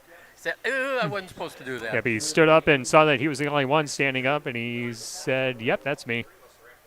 That's all you can do and say, and then you wait until next week and you get to see it on the film and the coach says, I think you goofed. That's where you say, my bad. 3rd and 17. 38 seconds to go, and a high snap over the head of Hilliard. Hilliard gets on the football, trying to break away, and he's going to be tackled in the backfield. We'll call that a Subs.com sack as he was trying to run away. Gets it to the 30-yard line, and Monticello will run one more play before halftime, down 46-0. Yeah, that's really too bad. That's just to get a bad snap there. And it looks like That's it. we will not have another play before halftime, so we will go to the halftime break with our score. The Highland Cardinals 46, the Monticello Ponies 0. Coming up next, our McNutt Electric halftime report. We'll check in on the shoebox scoreboard, recap the first half scoring and stats, preview what we have coming up tomorrow night on a busy night on Queen Bee Radio for high school football tomorrow night as well. Week number 1 underway, one half in the books. 46-0 the score. Highland on top of Monticello. Halftime report coming your way next on X1071, WPVL FM Platteville, and the Queen Bee Radio Sports YouTube channel. Halftime, 3 minutes. Hello, Amy here from Cuba City Family Dental. Part of our dedication to excellence in the dental services we offer are same-day crowns. Instead of return visits to our office, we can diagnose and fix your tooth in one day at any of our 3 convenient locations. Call us when you are in need and experience patient-centered care for you and your family at Cuba City, Darlington, and Kieler Family Dental. Ask about our new patient specials. Keep smiling, Tri-States. America is kept safe because the Army National Guard responds, protects, and supports our nation when it needs them most. The Army National Guard responds to disasters such as wildfires and floods. They protect us with missile defense, cybersecurity, and civilian support teams for chemical, biological, and radiological hazards. Be there for your community and your country. Visit NationalGuard.com to learn more about part-time service. Sponsored by the Wisconsin Army National Guard. Aired by the Wisconsin Broadcasters Association and this station. Hi, this is Doug Dolter with Dubuque Mattress. Mattresses are not something that you should have to unbox and set up yourself. Frankly, they're cumbersome. That's why at Dubuque Mattress, we deliver, set up, and get rid of the old mattress for you. And it's not just for people in Dubuque. We deliver just about anywhere. Chicago, Des Moines, Minneapolis, Kansas City, or anywhere in between. So, when it's time for you to get a new mattress, let Dubuque Mattress take care of all of it for you. Dubuque Mattress, for the rest of your life. Dubuque Mattress Factory, you get a little snooze time. From top to bottom, inside and out, Midwest Roofing and Construction has you covered. Need a new roof or siding? Call the pros. Looking for energy-efficient spray foam insulation? Midwest Roofing and Construction does that too. See them for new construction, pole sheds, and decks. One call does it all. For quality local service and a free estimate, call Midwest Roofing and Construction at 1-800-551-8251. That's 1-800-551-8251. Or visit MidwestRoofingPros.com. We see you out there, building a life you love, knowing that when inspiration strikes, nothing should get in your way. At Blaine's, we're here to help with everything you need to make it happen at prices that make it possible. Like a 16-inch Performance Tool Power Tool Storage Rack, just $24.99. $2 off Meguiar's Hot Shine Spray Tire Coating, $5.99. And 10% off Better Built Transfer Tanks. Rewards members save 15%. Find value on the things you value. Blaine's Farm and Fleet. Being original. This update sponsored by UW Credit Union. For every stage of life, UW Credit Union is here for every you. Kids and seniors, Quartz wants to see you at American Family Field. On select weekday home games, kids 14 and under and seniors 60 plus can save 50% on tickets. Following the game, seniors may stroll along the outfield warning track. Visit brewers.com/kids and seniors to learn more. Join UW Credit Union at uwcu.org. Insured by NCUA. Halftime, 3 minutes.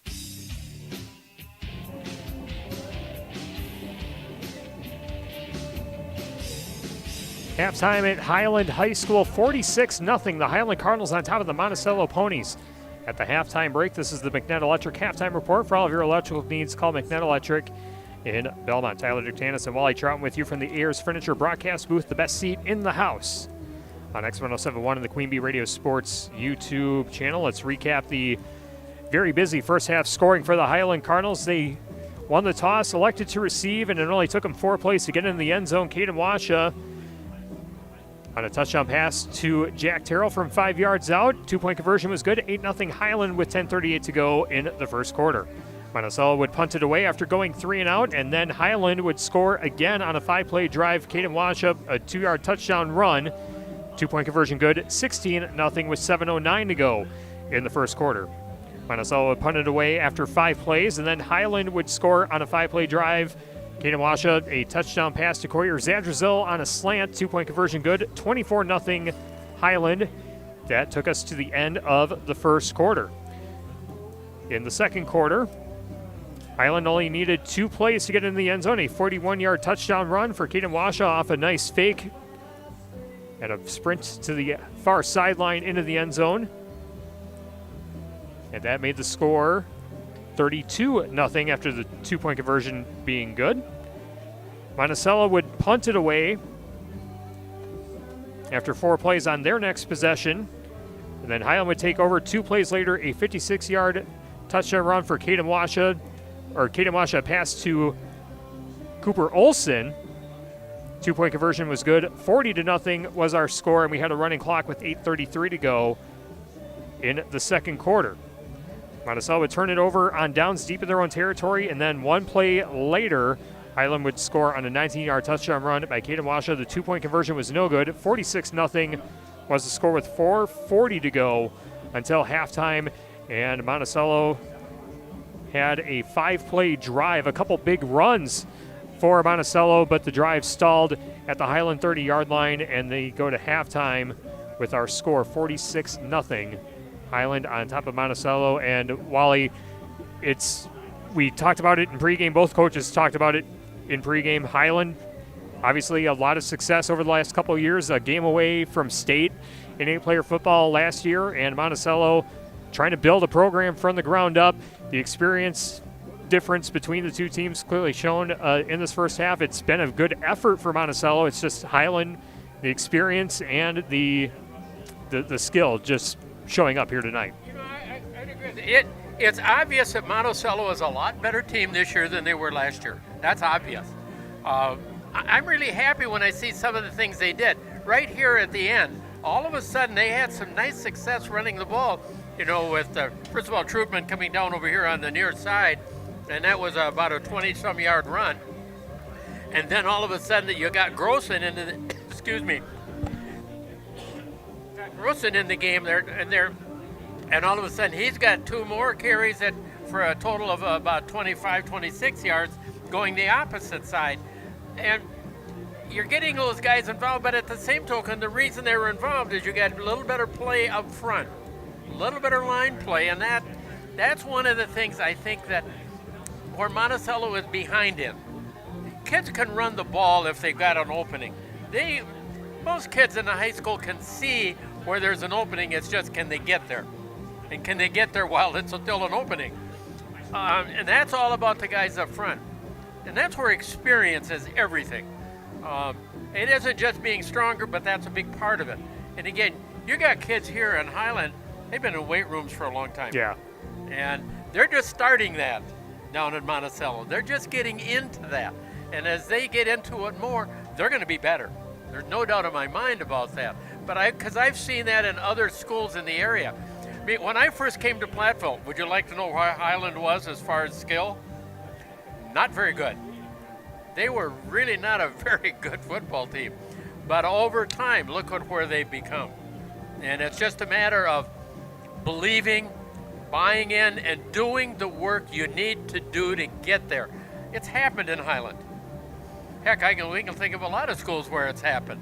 You know, it's happened over the years down in Blackhawk. It's happened over in Potosi. It's happened in Cuba City. We can go on and on, all the places it's happened. The teams that have not been very successful over the years, it hasn't. They haven't bought in. They haven't done the work that needs to be done. You can blame a coach all day long. Coaches don't get out of the field and carry the ball. They don't go out and block. They don't do any of that. They try to encourage players to be able to do it, but the kids have to do it. Culture over everything. That's right. Yeah. It's a long way to go, but you know, you can't. Changing coaches doesn't solve problems if the kids aren't there for them. Yeah, definitely. And you can see that these players are playing for each other for Monticello. It's just, as we said, the skill gap certainly showing here this evening with a 46-0 lead. I see the whole thing with Monticello is the fact that they don't have the experience, first of all. There's a lot of young players, you know, first-year players. Some kids have never seen football in a uniform before, you know, and you start getting into that case, you got a ways to go. And the more you believe, the more you build, the more you do the work, the better you get and the better your team gets.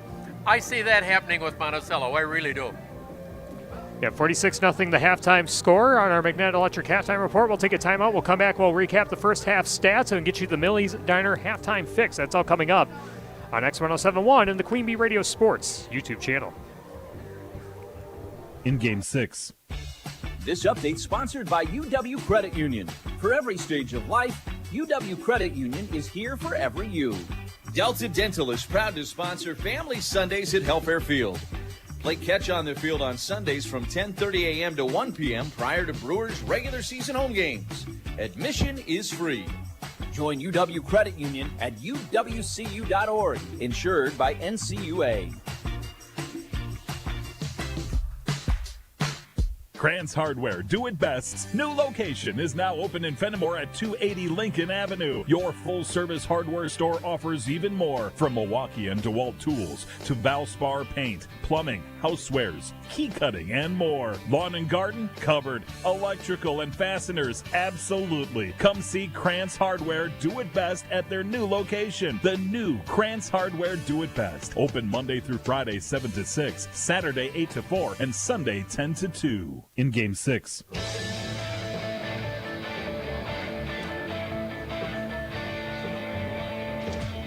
Magnet Electric halftime report continues on X1071 and the Queen Bee Radio Sports YouTube channel. 46-0 Highland on top of Monticello in 8-player football to kick off our 2025 high school football campaign. A quick check on the Shoebox scoreboard presented by the Shoebox in Black Earth, the largest independent shoe store in the Midwest at halftime. In 11-player football, Seneca, Wazeeka, Steuben 19, Cashton 8.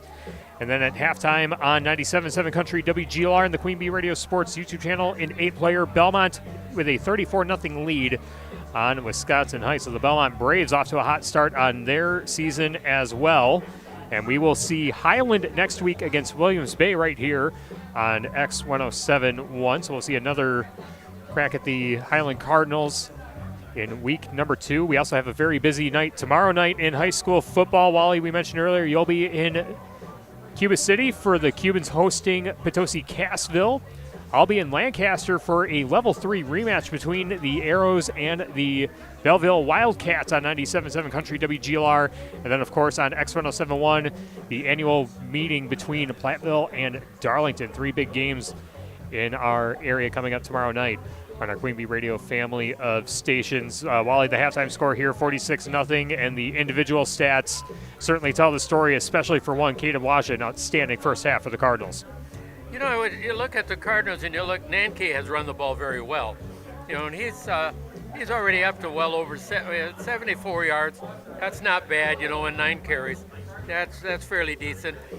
Cooper Olson has got 1 carry, but that's okay. He's got 16 yards. And Washa, he's up at 66 yards himself, so he hasn't done a bad job. He's thrown the ball 9 times, completed 6 of them, and he's got over 100 yards there, so that's a great job. Cooper Olson, of course, the big receiver, and he's over 70 yards in that.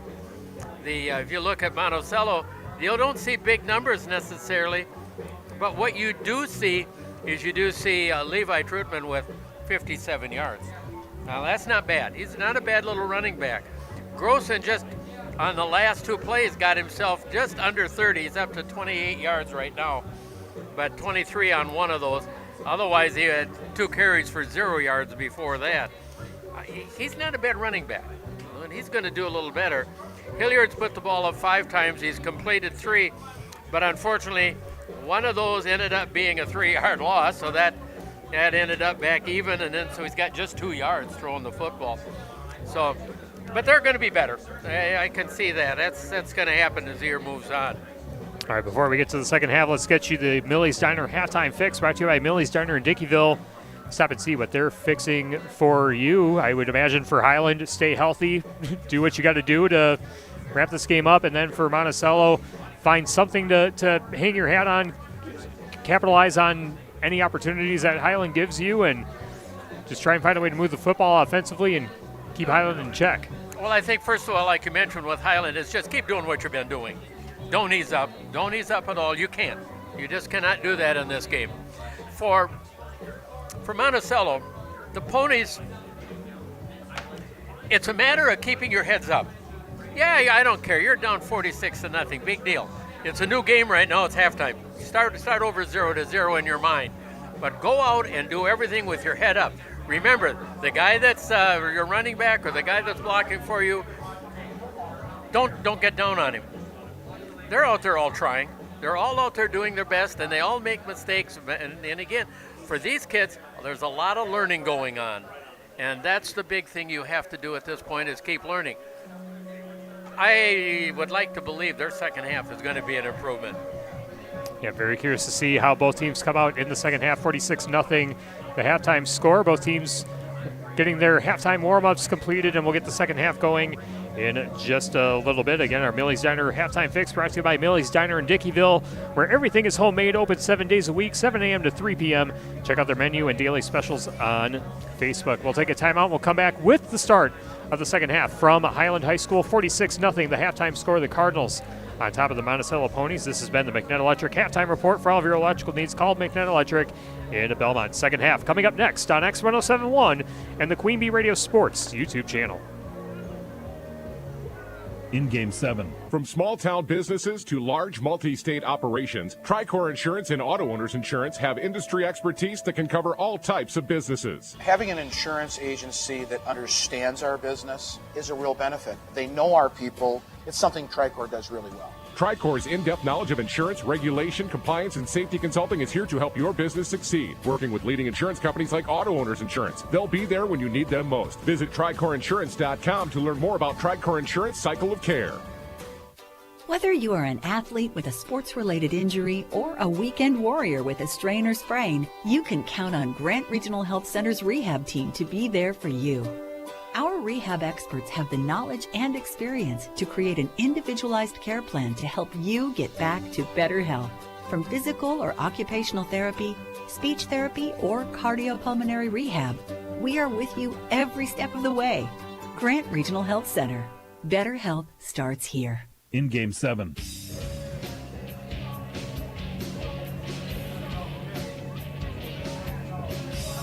Grant Regional Health Center and People's State Bank coverage of high school football presented by Cuba City, Darlington, and Kieler Family Dental, and Carey Seamless Gutters and Overhead Doors on X1071 and the Queen Bee Radio Sports YouTube channel. Tyler Dutanis and Wally Troughton with you, broadcasting from the Ayers Furniture Best Seat in the House in the Ayers Furniture broadcast booth.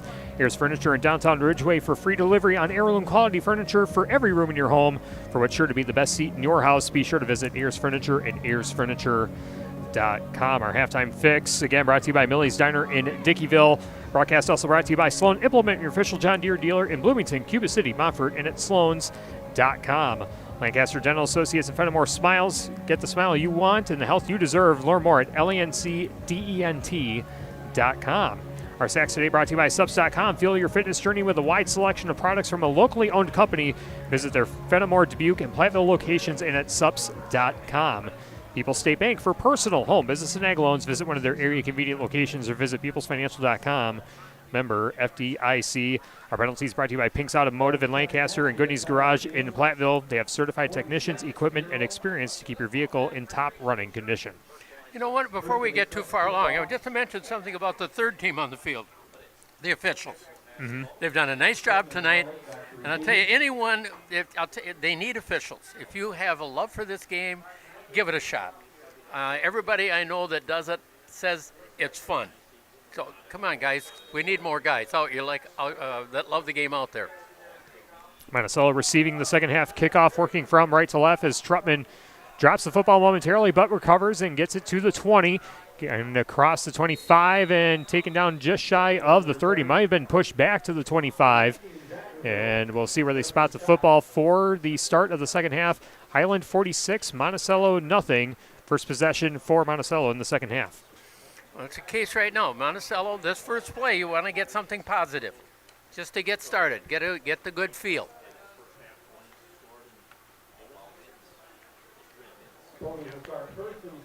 First and 10 at the 26-yard line, and they spot the football right in the middle of the field. Continuous clock the rest of the way with a 46-0 lead for the Cardinals.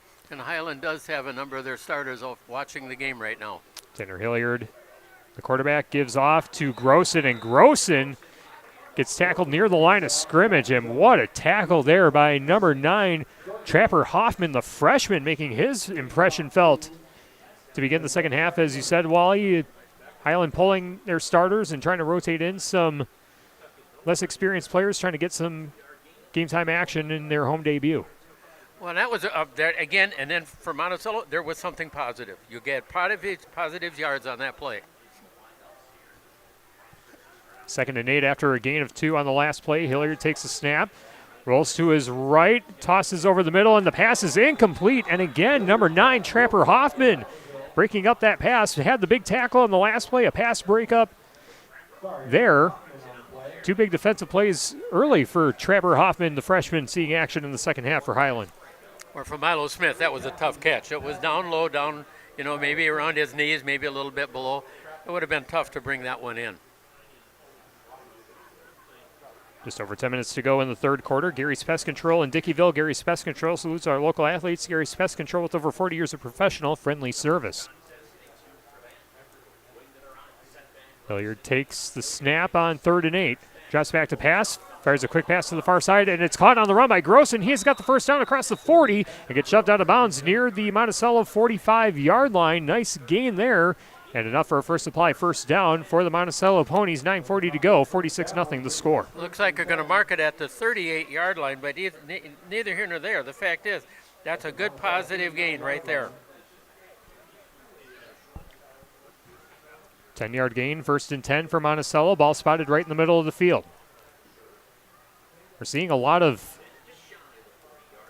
linemen going with more of a traditional five-down lineman look that you see in 11-player football, and Hilliard keeps this one, goes to the near sideline across the 50 and gets tackled down at the knees in Highland territory at the 45-yard line. Nice run there by Hilliard, and another first down for the Ponies. Well, that was a broken play because he was looking for somebody to give the ball to, and he just decided, I'm going to take it and run, headed over here for the sideline. Excellent job running the ball. Excellent job paying attention, unlike me. I know, I'm supposed to turn that camera in. Once in a while I miss. Yeah, we're not used to having to man our own camera for these football games. I haven't had to man a camera for years. And a fumbled snap, but Hilliard able to recover and turns what could have been a disastrous play into a very positive gain. Caught a gain of about 5, maybe 6 yards. It is a gain of 5. Nose of the football touching the Highland 40-yard line. 2nd and 5 coming up for Monticello. One of the Monticello players was thinking he really screwed up and made a mistake, and actually he didn't. But he was laying on the ground saying, like he did. But hey, it was a positive play. Cheer it, look for it, keep going.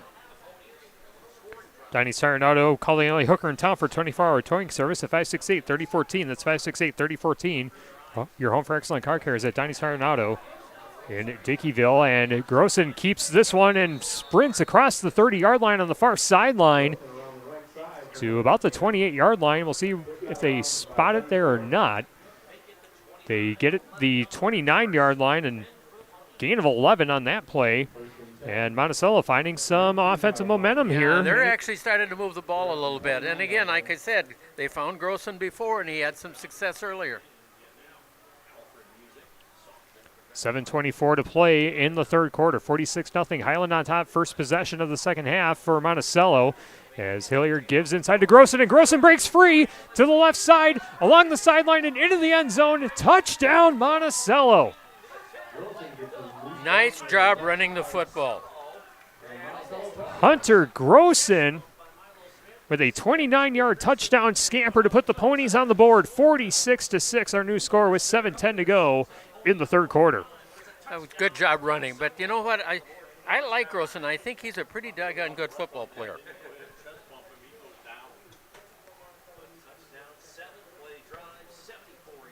$46-6 with 7:10 to go.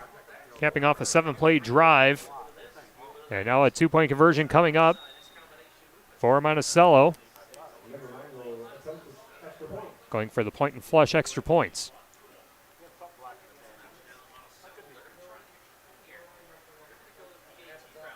And it looks like we're going to have a traditional PAT with Milo Smith set to swing the leg for Monticello. I saw him practicing, and he's not a bad kicker. Hilliard with the hold, and the extra point is blocked. So the point flush extra point is no good, and the score remains 46-6. Highland on top of Monticello. We'll take a timeout and come back after this on X1071 and the Queen Bee Radio Sports YouTube channel. In Game 8. Show your school spirit with every swipe. People's State Bank offers debit cards featuring your local school's mascot. And now through September 30th, you can upgrade for 50% off. Even better, $5 from your card fee goes right back to your school. It's an easy way to support your team and look good doing it. Visit any People's State Bank location to upgrade your debit card today. Iowa sales tax may apply to fees and service charges. People's State Bank, member FDIC.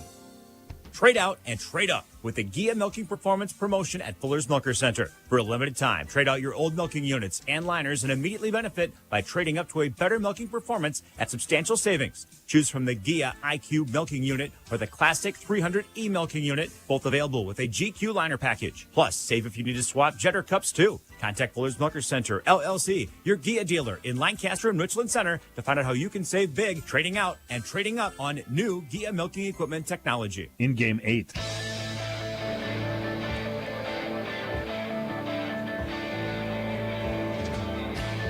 High school football on X1071, sponsored by Community First Bank. For you in the communities where you live, work, and play, experience for yourself the difference at Community First Bank.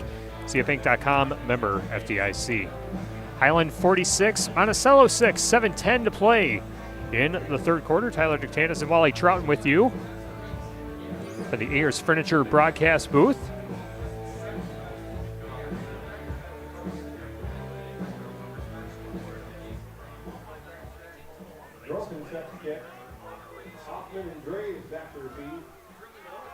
And now we're back on the air on X1071 as the ensuing kickoff takes a bounce and rolls out of bounds at the 20-yard line. And a kick out of bounds results in an illegal procedure and a Pink's penalty. And Highland takes possession with excellent field position for their first possession of the third quarter. Yeah, they'll take the ball on the 35-yard line, or 45-yard line, I mean. I said 35 because that's where it went out of bounds. But 45 is correct. Or 35 is correct. Yeah, it is 35, yep. Yeah, listen to myself. I know better, and then I'm saying the wrong thing. It's been a while since we've done a football game. It's kind of somewhat new to us, but two receivers to the left, one to the right on 1st and 10 for Highland.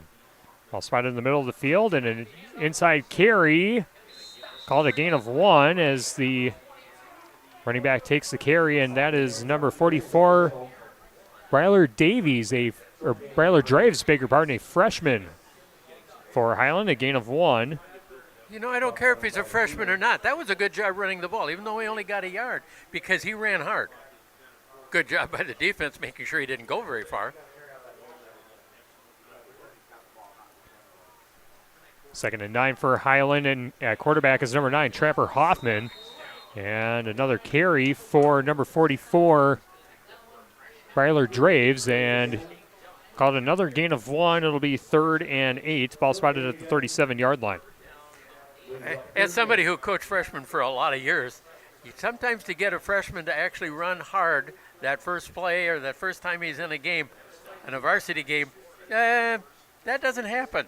But he showed he's got it. Game tonight brought to you by McNutt Electric in Belmont. They can assist with all of your electrical needs. McNutt Electric are on call, ready to help you with your agricultural, business, and commercial needs. McNutt Electric in Belmont, and a stop in the backfield as Trapper Hoffman lost the handle, and he's dropped for a loss, and it will be 4th down for Highland. They will punt it away with 5:37. Clock continues to run, up 46-6. Yeah, that ends up being a 3-yard loss. But pretty good job by the Ponies.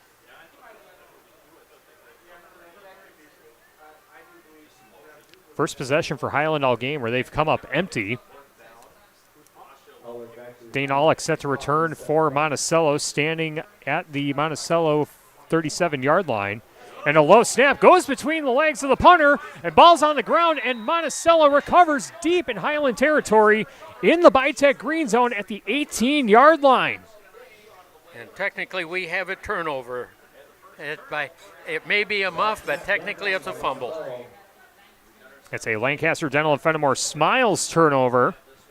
And 1st and 10 in the Bitech green zone for Monticello, trailing 46-6. But a golden opportunity, Wally, to put another touchdown on the board. It is a golden opportunity, but another chance for the ponies to have some success. And yes, we know that Highland has got a lot of their players on the sideline now that are starters. That doesn't mean anything. I mean, the fact is you're still playing the game out there and you're going hard. I like the receiver split out to the left side. Hilliard out of the pistol, and the ball goes over his head. Able to recover, but he is swallowed up by 2 Cardinals in the backfield. Griffin Wineski, the first one there, and number 9, Trapper Hoffman, finishing off the tackle. Loss of yardage, and the ball spotted at the 28-yard line. Yeah. We're looking at, it looks like about a 9-yard loss. So it'll be 2nd and 19. Yeah, Hilliard had finally gotten into positive yards, and then he took that. Hilliard takes a snap on 2nd and 19, and he has nowhere to go as Wineski trying to bring him down. And now another Cardinal coming in to finish the job. Trying to see which player that is. I know Griffin Wineski was the first one there, and it looks like it was number 54, William Fritsch. The other Cardinal in on the tackle. Another loss of yardage, and just when you thought Monticello opportunity in the Bitech green zone, they're now outside the 30-yard line. And 3rd down already. Now you've had 2 downs where you've taken major losses. And they're by silly type mistakes that shouldn't have happened. Tanner Hilliard with the snap. Gives to Grossen. Grossen and a shoestring tackle on the outside. Griffin Wineski again with another tackle for Highland.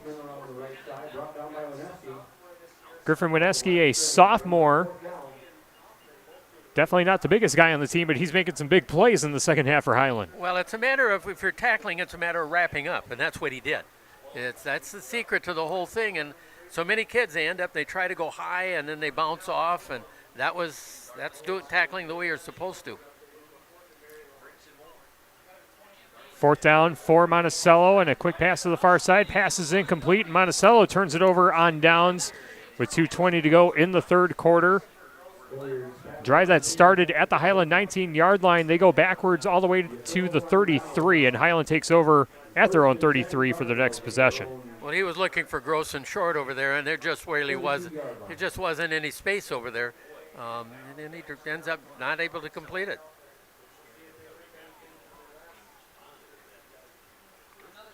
Yeah, that's one of the things that's disheartening. You did a nice defensive stance, but it fell apart.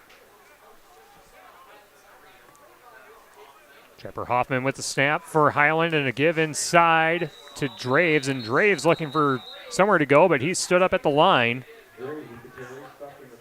And we might have an injured pony. He's acting like it's a cramp. Yep, and we got a down Monticello player with a cramp, and he will be tended to with a minute 55 to go in the 3rd quarter. Highland 46, Monticello 6. We'll tell you that our game is brought to you by TriStar Pallets of Highland and TriStar Mulch of Cobb and Platteville. Beautify your home with decorative colored mulch. Give Jim during the game a call. TriStar Pallets of Highland, TriStar Mulch of Cobb and Platteville. Also by West End Salvage of Lancaster. See Junkyard Joe Krantz and the West End Salvage team for recycling, as well as construction and demolition waste too. West End Salvage of Lancaster. Now, that might not be a cramp. They're looking a little different right now. Hey, if he's got an owie, I hope it's not bad. Yeah, kids don't deserve that. Looks like it's an extended timeout. We'll take it with them with a minute 55 to go in the 3rd quarter. 46-6, Highland on top of Monticello on X1071 and the Queen Bee Radio Sports YouTube channel. In Game 9, make this the summer event at Turpin Motors, going on now. Up to 12% off retail on select new vehicles. If we don't have the vehicle you're looking for, we'll deal or trade for it. Financing as low as 0% with approved credit. No payments for 90 days. All qualified new vehicles come with a lifetime powertrain warranty with the Turpin Advantage. Stop by and check out these great deals on new vehicles with no payments until November. See dealer for details. Make this the summer event is going on now at Turpin Dodge, Ram, and Jeep. JFK and Dodge Street in Dubuque. We see you out there, building a life you love, knowing that when inspiration strikes, nothing should get in your way. At Blaine's, we're here to help with everything you need to make it happen at prices that make it possible. Like a 16-inch Performance Tool Power Tool Storage Rack, just $24.99. $2 off Meguiar's Hot Shine Spray Tire Coating, $5.99. And 10% off Better Built Transfer Tanks. Rewards members save 15%. Find value on the things you value. Blaine's Farm and Fleet. Being original. In Game 9. Milo Smith was the injured pony before we went to timeout. He's back on the field, and he is fine. And a carry for Highland on the far side, breaking down the far side of the field. I believe that's Hoffman, and Hoffman gets tackled at the Monticello 30-yard line. What a run for the Highland Cardinals. Ends up being a 39-yard run. Trapper Hoffman took the snap, had an open seam on the far sideline, and gets all the way to the Monticello 30-yard line. My goodness, what a run. That was just really a good job, and a pretty good job, by the Monticello pony that was able to come up from behind, make the tackle. First and 10 at the 30-yard line as Hoffman loses the snap, picks it up, looks for some room in the middle of the field, but then gets stood up by number 34, Hunter Grossen. Great recovery there. It actually was right at the line of scrimmage, so no gain. But you know what? I like the way Grossen handled that. He could have slammed him to ground. He could have done all kinds of things. He stopped him, the whistle blew, and let him go. It's the way high school ball should be. 22 seconds left in the third quarter, 46-6. The score should be the final play before the end of the third quarter as another low snap, but Hoffman able to recover, and Hoffman is spun down in the backfield. A Sups.com sack for number 34, Hunter Grossen, flexing his muscle on the defensive side of the ball for the Ponies, and that will bring us to the end of the third quarter. Through three, Highland 46, Monticello 6, the fourth quarter, coming up next on X1071 and the Queen Bee Radio Sports YouTube channel. In Game 10. Show your school spirit with every swipe. People's State Bank offers debit cards featuring your local school's mascot. And now through September 30th, you can upgrade for 50% off. Even better, $5 from your card fee goes right back to your school. It's an easy way to support your team and look good doing it. Visit any People's State Bank location to upgrade your debit card today. Iowa sales tax may apply to fees and service charges. People's State Bank, member FDIC. When it's back to school time, it's time to get to the Shoebox in Black Earth. A huge selection of footwear for the kids and yourself is what you'll find. Check out the Bargain Box next door for great savings too. Back to school is in full swing at the Shoebox in Black Earth. Service like it ought to be. Our Grant Regional Health Center and People's State Bank coverage of high school sports on Queen Bee Radio is presented by Cuba City, Kieler, and Darlington Family Dental, and by Carey Seamless Gutters and Overhead Doors. Check out our upcoming schedule at am1590wpvl.com. In Game 10.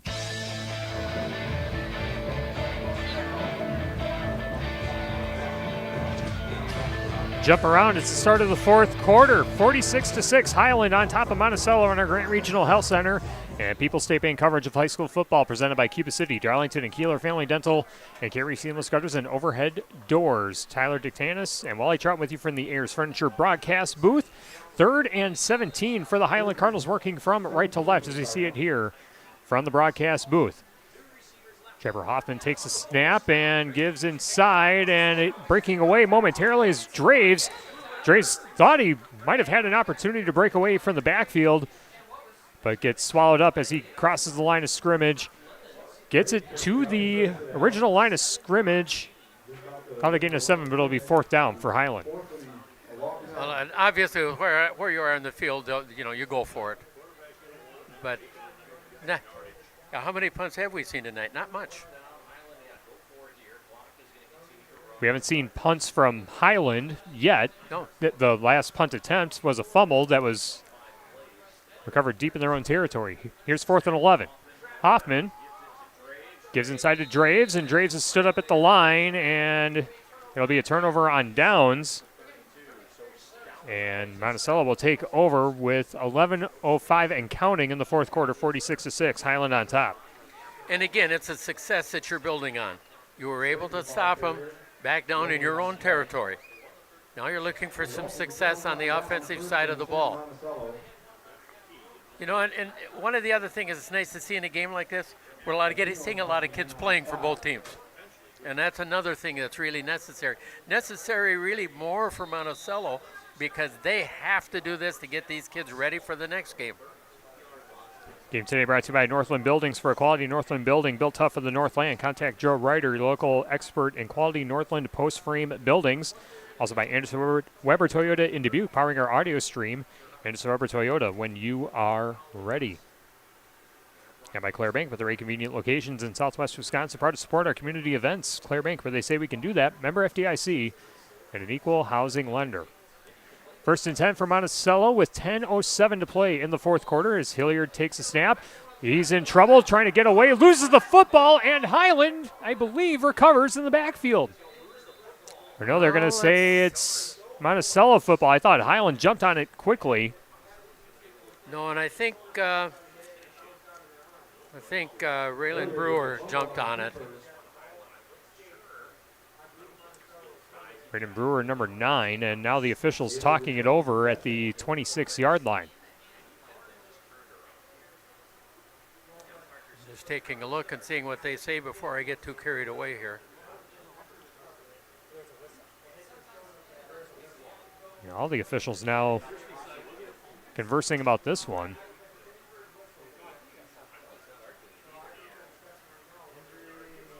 Down marker says it's 2nd down.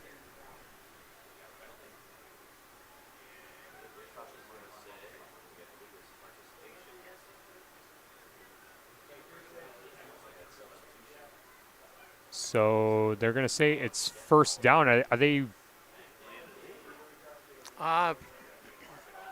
Whatever it is, they're doing a down over for whatever reason.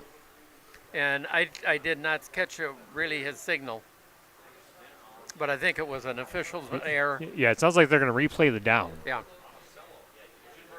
As we go under 8:38 to go in the fourth quarter as a bobbled handoff, but recovered by Aulick, and Aulick looking for some room on the near sideline, just nowhere to go as the Cardinals coming to make the gang tackle. Emerson Hernandez, one of the first players there for Highland, and a loss of yardage to the 29-yard line, loss of 2, 2nd and 12 coming up for Monticello. But, you know, even though he was in bad situation back there, he did everything he could to try to make something positive. And he could have had a 4-yard loss, but instead it was only 2. Yeah, you can tell there's a lot of shiftiness with the running backs for Monticello. It's just the Highland defenders have been in the right place, right time. 2nd and 12, and another Gary for Grossen, and Grossen loses the football. Ball is loose on the ground. Who's got it? And Highland had it, and then they lost it, but they're signaling Highland's got it. And it's Highland football. Another Lancaster General Fenimore Smiles turnover. Highland takes possession. 7:35, clock continues to run. Cardinals take possession. That's too bad. He had a nice gain there, and he just plain lost it.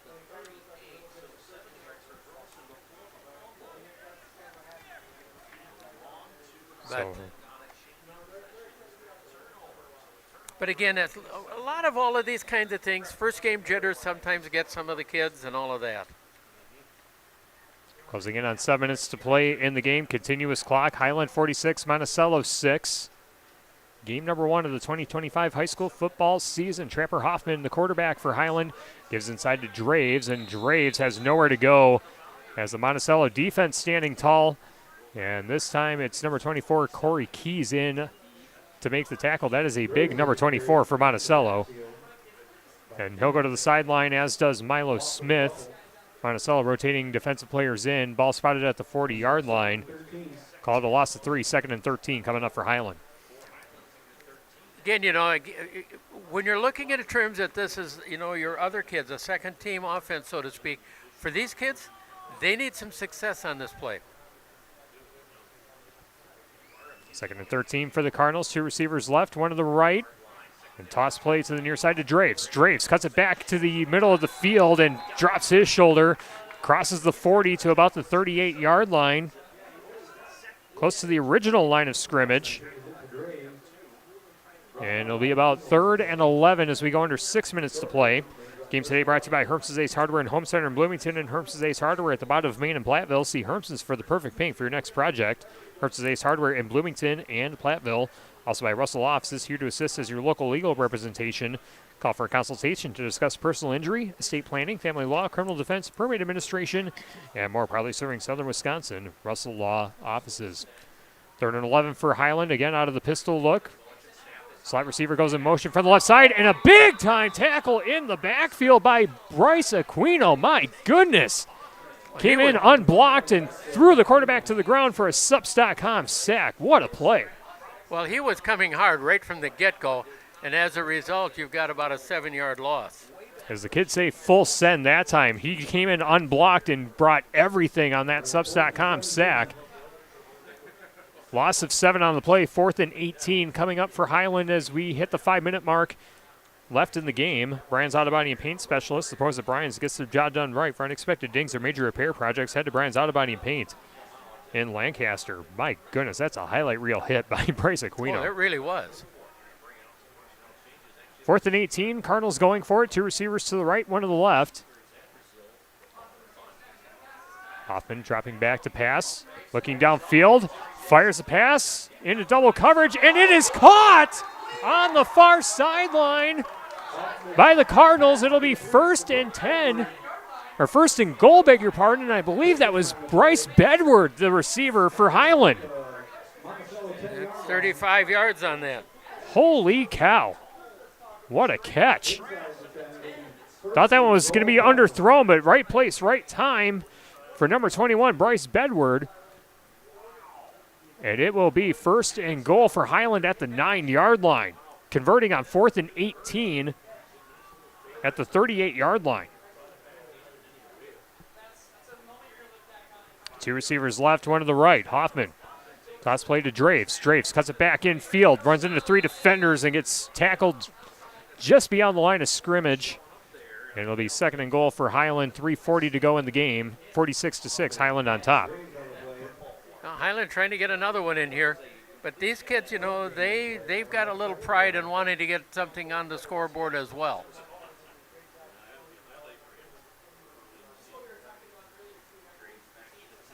After the game, we will have the Reeves Wealth Management Edward Jones post-game show. We'll have our Hertz's Ace Hardware MVP, our Les Mack Drive of the game, our Tri-Core Turning Point, and our West End Salvage Scrapper of the game.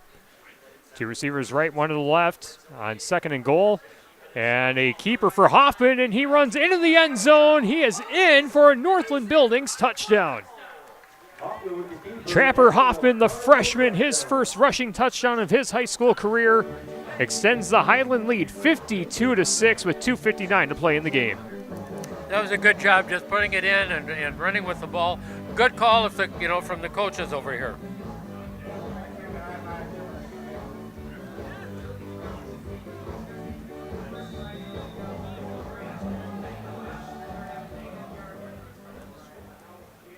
Highland set to go for the 2-point conversion. Offense back out on the field. 1 receiver to the left, 2 to the right. Draves the running back behind Hoffman. And Hoffman goes under center. First time we've seen Highland go under center all night. And it's just going to be a knee. And the score remains 52-6 with 2:59 to play in this 4th quarter.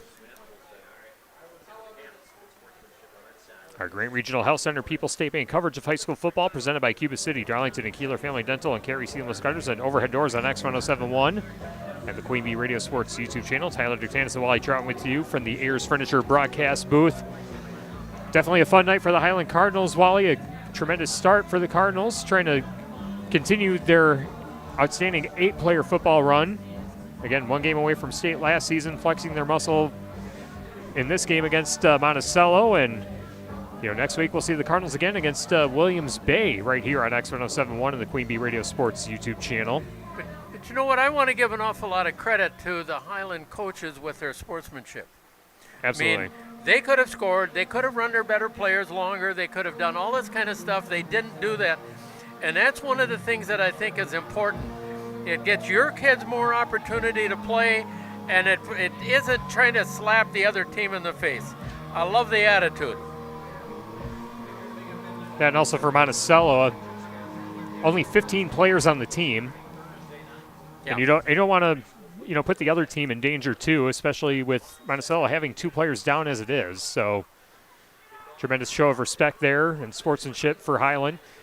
And the ensuing kickoff is going to be picked up by Grossen, and Grossen on the far sideline across the 40 and the 45 before being taken down at the 47-yard line on the far side of the field. 2:46 and counting. And we'll see if Monticello can squeak in one more touchdown before this thing wraps up. It was a good job running the ball. And really, Grossen runs the ball well. His biggest problem has been holding on to it.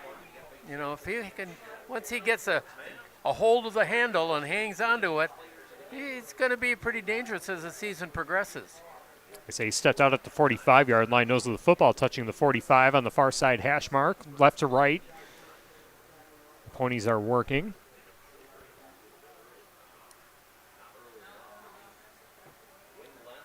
As we see a different quarterback, Milo Smith now in a quarterback, and he gets to Grossen, and Grossen has some room on the far sideline, across the 30 to the 20, and gets tackled down at the 15-yard line. An explosive run for Hunter Grossen, and Monticello trying to go hurry up and again get one more touchdown on the board before this thing wraps up. That's 36 yards on that scramble.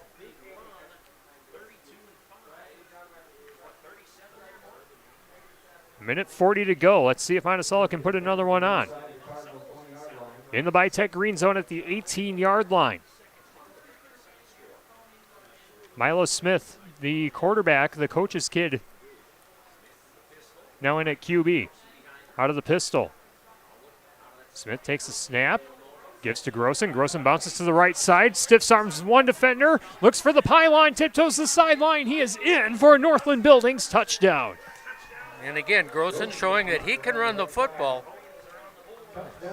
He just needs, sometimes, again, like I said, his only problem has been holding on to it. When he runs the ball, he's done a nice job.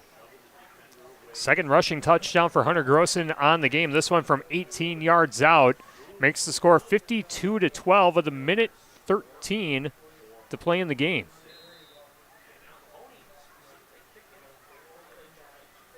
And this would be a matter of, again, what can they get here? Can they get themselves a couple more points on the board? And they're lining up to go for 2. Milo Smith again, the quarterback. And snap is to his right, but able to pick it up, and he's looking for the right angle, dives for the pylon, and he is in for 2.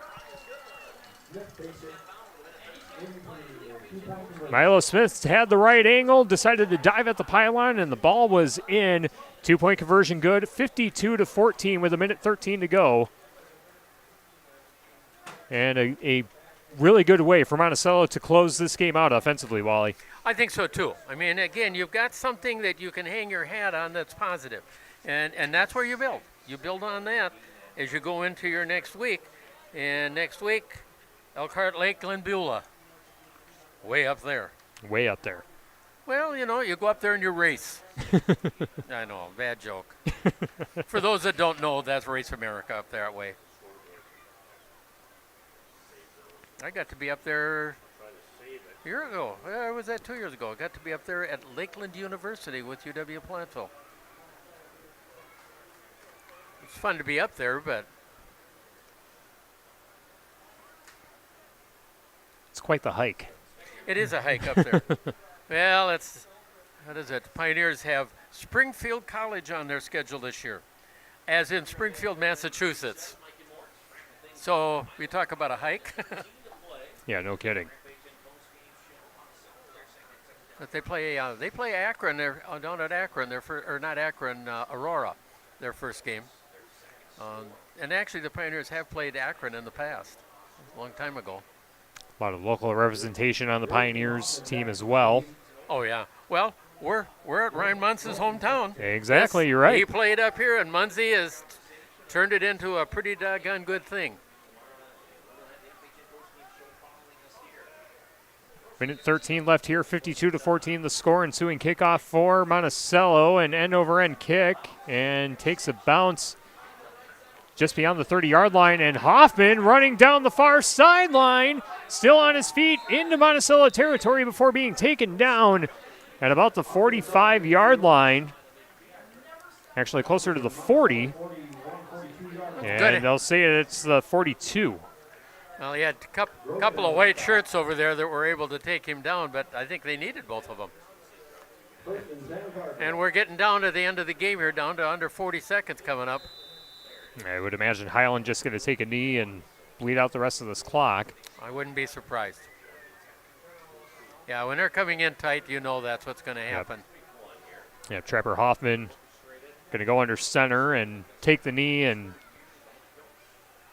wind down the rest of this clock, and the Highland Cardinals will go to 1-0 on the campaign.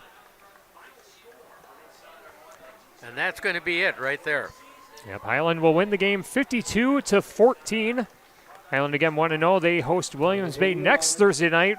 I'll be here with Steve Prestegard for the call of that one on X1071 and the Queen Bee Radio Sports YouTube channel. The Monticello Ponies go to 0-1 on this campaign, heading to Elkhart Lake Glenbeulah next week. Coming up next, our Reeves Wealth Management Edward Jones post-game show. We will have the Herbst's Ace Hardware MVP, the Les Mack drive of the game, our Tricor turning point, and our West End Salvage scrapper of the game. Some post-game stats as well. Our post-game show coming up next on X1071 and the Queen Bee Radio Sports YouTube channel.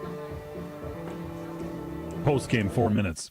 The Gifted Hands Thrift Store in Galena offers low-cost clothing and household goods to the public. Shop local and support individuals with disabilities served by the Galena Workshop. The thrift store provides paying jobs to many individuals and is a stepping stone for some to get a job in the community. Donated items are accepted at the workshop on Southwest Street in Galena, Monday through Friday from 9 a.m. till 3 p.m., except holidays. Gifted Hands Thrift Store at the Galena Workshop is open Tuesday through Friday, 9 a.m. to 5 p.m., and Saturdays 9 till 1.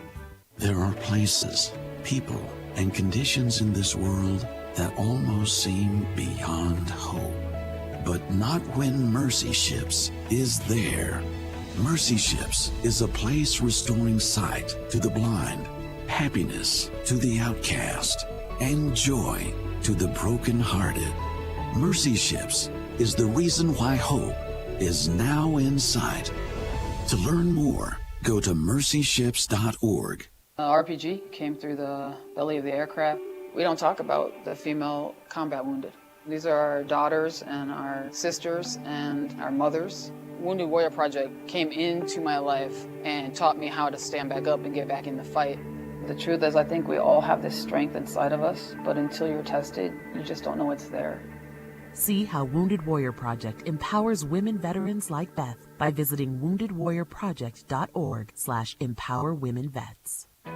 Over 2.8 million Americans have served in our military since 9/11.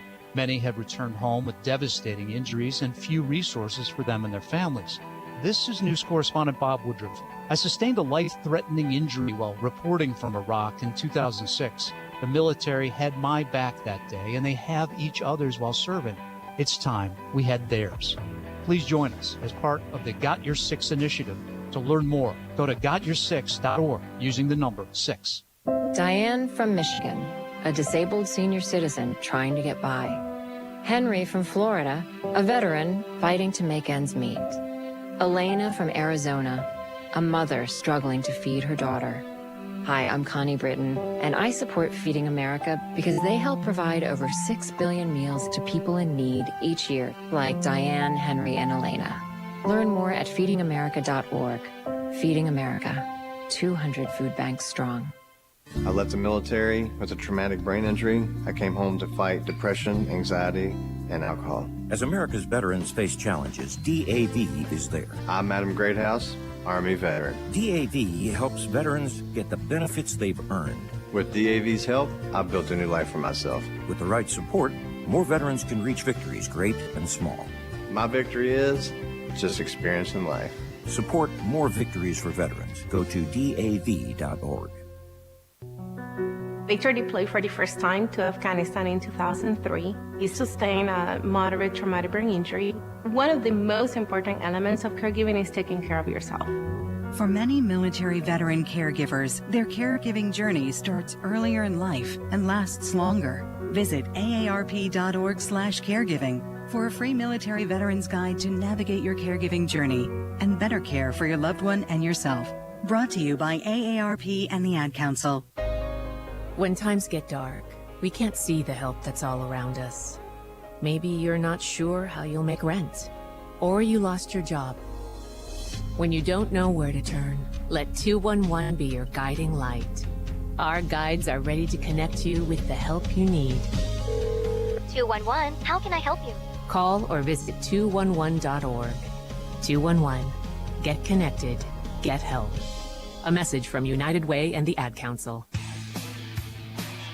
Your high school postgame show is brought to you by Elena and Ben Reeves at Edward Jones, a financial service firm serving individuals and business owners. Is your money working as hard as it should be? This is Elena Reeves with Edward Jones. If you want to provide for your children's education, reduce your tax bill, or prepare for a comfortable retirement, we need to talk. Today, more than ever, your financial security deserves the attention of full-time financial advisors. Take advantage of our years of experience. Contact financial advisors Elena or Ben Reeves at 608-348-2441 or stop by our office on Highways 80 and 81 in Platteville next to Sups Nutrition. Edward Jones, member SIPC.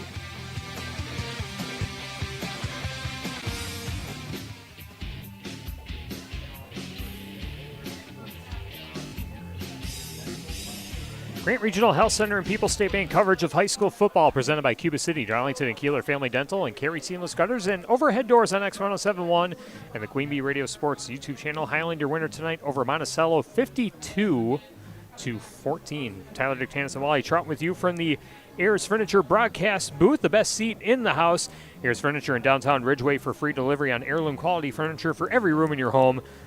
And for what's sure to be the best seat in your house, be sure to visit Ayers Furniture and AyersFurniture.com. This is our Reeves Wealth Management Edward Jones post-game show. As you can tell by the final score, 52-14, it was all Highland from the very beginning of this game.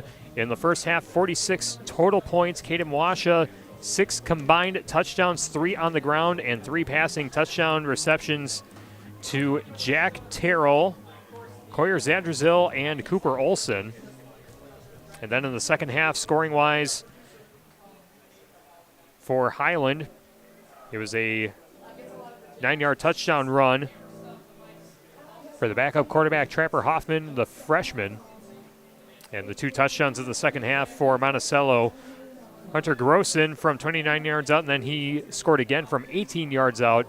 Milo Smith with a 2-point conversion for the Ponies, beg your pardon, to close the game out as, again, the Highland Cardinals showing dominance in game number 1 of this 2025 campaign. We'll see the Highland Cardinals again next Thursday night as they host Williams Bay. I'll be here with Steve Prestigard for the call of that one again right here on X1071 and the Queen Bee Radio Sports YouTube channel. We'll hand out some post-game awards. As Wally and I were mentioning, our most valuable player brought to you by Herms's Ace Hardware and Home Center in Bloomington and Herms's Ace Hardware at the bottom of Maine and Platteville. Herms's will be the MVP for the next project in your home. Go to Hermson's Ace Hardware in Bloomington and Platteville. We mentioned with the 6 total combined touchdowns, it's got to be Caden Washa, the quarterback for Highland. 3 on the ground, 3 through the air, 46 points. He was able to help author for the Cardinals offense in that first half. So he is our most valuable player, again, brought to you by Herms's Ace Hardware and Home Center in Bloomington and Herms's Ace Hardware at the bottom of Maine in Platteville. The Tricor Turning Point brought to you by Tricor Insurance. Insurance plans built for you, your family, and your business. Contact Tricor Insurance today. You could say that it was just the first quarter for Highland, jumping out to a 24-0 lead as they were perfect on all of their possessions in the first half. But if you want to pick a particular moment when it felt like the game was officially in control, I would say The Kadewasha touchdown pass to Corey Zadrazil to make it 24-0, made it a 3-score game, and Monticello they tried to go for it on 4th down a couple different times, but turned it over on downs, and Highland able to capitalize. So that is our Tricor Turning Point tonight, brought to you by Tricor Insurance. Insurance plans built for you, your family, and your business. Contact Tricor Insurance today. The Les Mack drive of the game, presented by Les Mack Automotive in Lancaster. Whether it's Chevy, Chrysler, Dodge, Jeep, Ram, or Ford, you can count on over 50 years of trusted hometown service, because at Les Mack you always get more from less. If you want to look at total plays for the Highland Cardinals, their longest drive was 5 plays in the first half. The second touchdown, where Kadewasha had a 2-yard touchdown run, but granted they were at the Monticello 21-yard line. So that was the most plays run. And in the spirit of that, we'll call that our drive of the game again, brought to you by Les Mack Automotive in Lancaster. And then our scrapper of the game, brought to you by West End Salvage. It's a player whose hustle and scrappiness stood in trying to lay the opponent to waste, presented by West End Salvage of Lancaster. And I'll bring Wally in for this one for our West End Salvage scrapper of the game, when he's done shaking hands and kissing babies and everything else here. Whew. Made it back, and it's our scrapper of the game, Wally. We handed out the other 3 post-game awards, our MVP, our drive of the game, and our Tricor Turning Point scrapper of the game. A lot of different players you could go with here for both teams, really. For Highland, obviously, Kadewasha with the 6 touchdown performance, he's the easy one. But I think, in the spirit of recognizing someone who doesn't always get the spotlight, who stood out to you this evening? You know what? I was going to go with Trent Nanke. Yep. Because, he did a nice job up front. He's going to be a solid offensive player, he already is. He's a senior. But he played pretty well tonight, I thought. Yeah, definitely. I agree. He was outstanding. And then in the second half, when we started to see the underclassmen and less experienced players get some time, how about Trapper Hoffman, the freshman, making a big tackle on the first defensive play, then a pass breakup. Then he's the backup quarterback, and he scores running on the ground. I really like him. There's a future there with that young man. He played pretty well right here near the end. So, hey, the Highland team is going to do okay. They had a lot of kids that got a lot of experience tonight, and that was a needed thing for them as they continue on in this tough conference. Yep, definitely. And then for Monticello, scrapper of the game, got to put Hunter Grossman in there, the 2 rushing touchdowns. He was a key part in the Monticello offense tonight. Yes, not a lot of points, not a whole ton of production, but as we've been saying all game long, and as Coach Tyler Smith was alluding to, when you're trying to build a program from the ground up, literally the ground up, yes, trying to establish your own standalone football program, there's a lot of stuff that's got to happen and go right. He's building the foundation, and there's a lot of buy-in by these players, and you saw the effort here tonight. I almost would give Tyler Smith, the coach, part of that scrapper of the game for them, because I think he's just done one whale of a job. Yeah. Because, like you said, they've started from basically nothing, and where they've gone, you can see it is a bright future as long as they keep the kids having fun and believing in themselves. Yeah, definitely. I think there's a bright future ahead for Monticello. You just got to get the right players in to help with that and keep developing that program. And they mentioned the lack of experience. It's not just players not seeing varsity time; it's players not playing football at all. That's right. And they're fighting up a couple of weight classes tonight. There's no way around it. Oh yeah, there's no way around it. But I do like where they're going. They're doing it the right way. Again, I first came to Platteville a long, long time ago, and I've watched a lot of places where they did not have much for a team and watch how they built and how they got to being successful. He's following that pattern. Definitely. Yeah, I'm looking forward to seeing what happens for Monticello as well as Highland. Again, we'll see the Cardinals next week as they take on Williams Bay. We'll take our last time out, and we'll close up shot from Highland High School. Again, the final score 52-14. Highland over Monticello. We'll close up the Edward Jones Resource Management postgame show on X1071 and the Queen Bee Radio Sports YouTube channel. Postgame 1 minute. My son Finn was born with congenital heart disease and spent the first 8 months of his life in the hospital. Starlight Children's Foundation has played an important role in our lives. For 5 weeks as a baby, Finn lived in a Starlight Hero wagon instead of having to sleep in a hospital bed. Starlight provides moments of joy for families like mine at a time where there's very little to be found. Learn more about how Starlight brightens the lives of sick kids by visiting starlight.org today. Hey, hon, what you doing with your phone? Taking pictures? No, I'm asking it questions. Like what? Hey, Bobo, do flowers have best friends? I'm sorry. I'm afraid I don't know that. Hey, follow me. I want to show you something. Look, flowers do have best friends. Whoa. Some answers can only be found in nature. Discover the unsearchable. Visit discovertheforest.org to find a trail near you. Brought to you by the United States Forest Service and the Ad Council. Postgame 1 minute.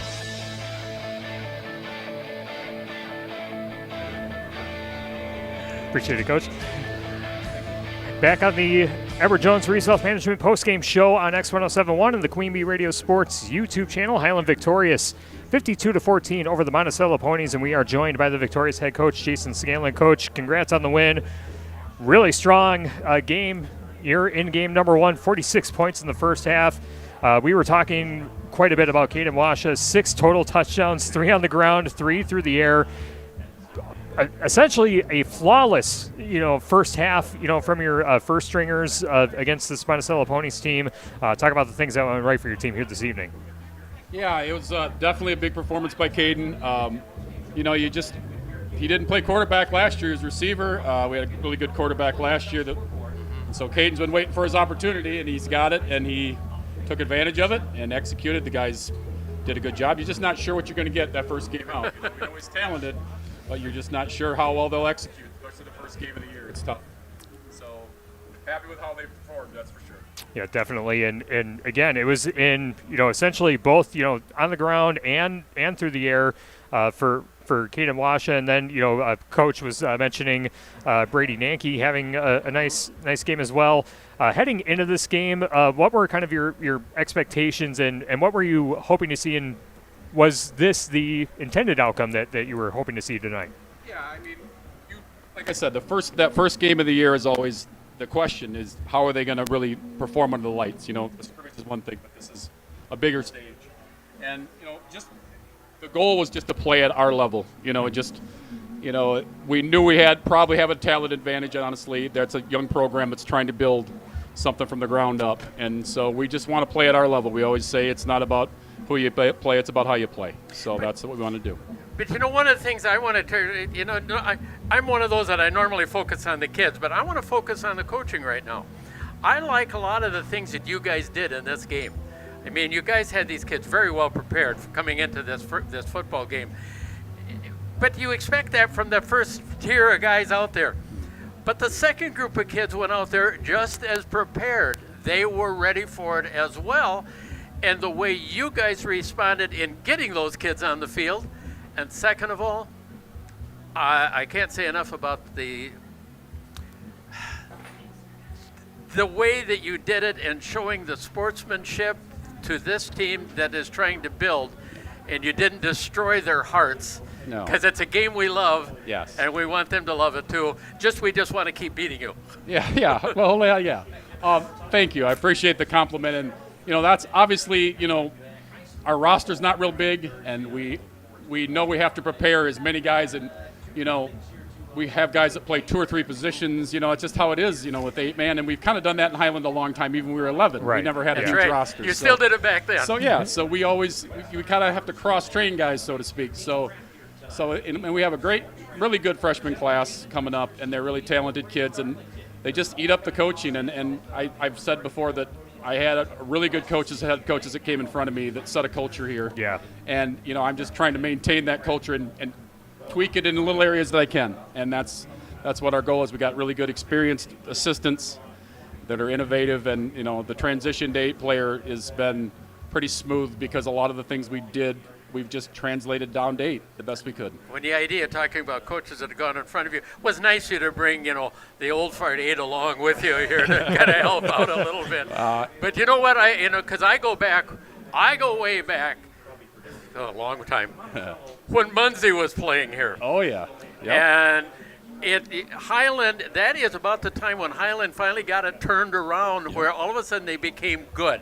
Yeah. And that's been a lot of years. Yeah. My first year teaching here, Ryan was a junior.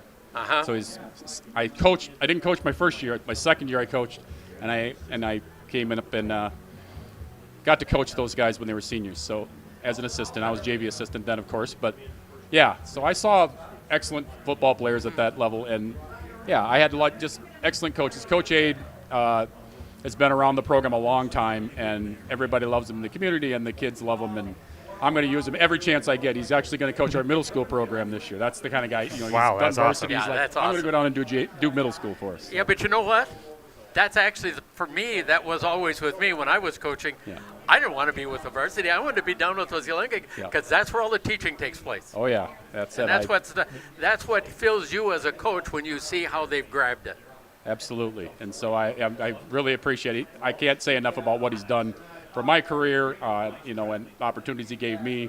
And Sean Ryder before him was an excellent mentor to what a head coach should look like, too. So I really appreciated the example they provided for me, and that's just trying to maintain it, like we said. Yeah, definitely game number 1, an outstanding effort and a very strong result with the win tonight. And we'll see you guys again next Thursday night as you host Williams Bay. We'll have that game right here on X1071 on the Queen Bee Radio Sports YouTube channel. Kind of hard to find some things to improve on. I know the coaches will have something to improve on, but what's the key to carrying the momentum into the game next week? What do you know about Williams Bay and what players they bring back, and what's going to be the things that you're going to be emphasizing heading into game number 2? Well, honestly, we played them last year, the first game of 8-player football, and we went to Williams Bay, and they were kind of a young building team too. I think they've got some good players back. I really don't know a lot about their roster, honestly. We'll get to that this weekend, but we always talk about, we have film actually tomorrow. We're going to break film down tomorrow and fixing our mistakes. There's always things to fixing things, getting better, and that's what we just talk about week to week is get better, keep on improving. And so it really, like I said, it's a lot about us. And, that's what we do every week. We put a game plan together about who we're playing, but we want to make sure we're focused on us and how we can tweak those things, add something to the offense. We got still have some things we're going to expand on, hopefully, and build on. So we'll see what happens. Excited to get going again on another week, a new challenge. Yeah, absolutely. Keep it up. Yeah, thank you. It's more fun when you keep it up. Yes, absolutely. But congratulations on this win. Yeah, I appreciate you guys covering 8-player football too. So really appreciate you coming over to Highland always. I always say I was one of the lucky ones. I got to do it one of those very first years in Belmont. Yep. And it's been fun all the way. Absolutely. Yep, and Tyler Field, under the lights, there's nothing quite like it. Place. Highland is awesome. Yes. This is an awesome place. All right. Awesome. Well, thanks, Coach. Appreciate the time. We'll see you guys next week. Yes, thanks for covering us. Appreciate it. Absolutely. Jason Scanlon, the victorious head coach for the Highland Cardinals, joining us on our Edward Jones Reeves Wealth Management post-game show, 52-14. Highland on top of Monticello in 8-player football on this Thursday night. And Wally, as we said, Coach Scanlon and this entire team for Highland, outstanding performance, especially by their first-string guys. We got to see some freshmen make some big plays in this game. There's a lot to like for the Highland Cardinals out of game number 1. See, and I'm one of the few people probably with Queen Bee Radio. Not only have we seen 11-man and 8-man football, but I've been up in Minnesota seeing 9-man football, and I don't care what it is. If the kids are out there having fun and playing hard, and you coach them up, they're going to have success like we've seen Highland have success. Yeah, absolutely. Yep. And hey, our first week of football not done. We've got 3 games coming up tomorrow night. In addition to the 2 games that we had this evening, Tomorrow night, I'll be in Lancaster with Lancaster taking on Belleville in a rematch of the Level 3 playoff from last year. We'll have that on 97.7 Country WGLR and the Queen Bee Radio Sports YouTube channel. I'll be with Scott Tolzman. You will be in Cuba City for the Cubans and the co-op of Potosi-Cassville. Third year in a row that they have met. I always love these non-conference matchups against two powerhouse programs in Southwest Wisconsin, the reigning SWAL champion and the reigning Six Rivers champion going head-to-head. And division differences. I mean, Exactly. They're not in the same division either. And I'll tell you, for me, this is a fun game. It's the one I always like to do because I'm good friends with both coaches. And I try to bait them a little bit. But, you know, they don't bite because Guy has been around for a while, and I'm going to guess, I don't know if it should, I guess it is announced, so I'll say it. Guy's Hall of Fame. Famer, yep, he is. He made the Hall of Fame this year, and it's young, and he's still coaching, which a lot of people say, well, that shouldn't happen yet. He's earned it. And Mark, he's still, to me, one of the best coaches in Southwest Wisconsin. No doubt.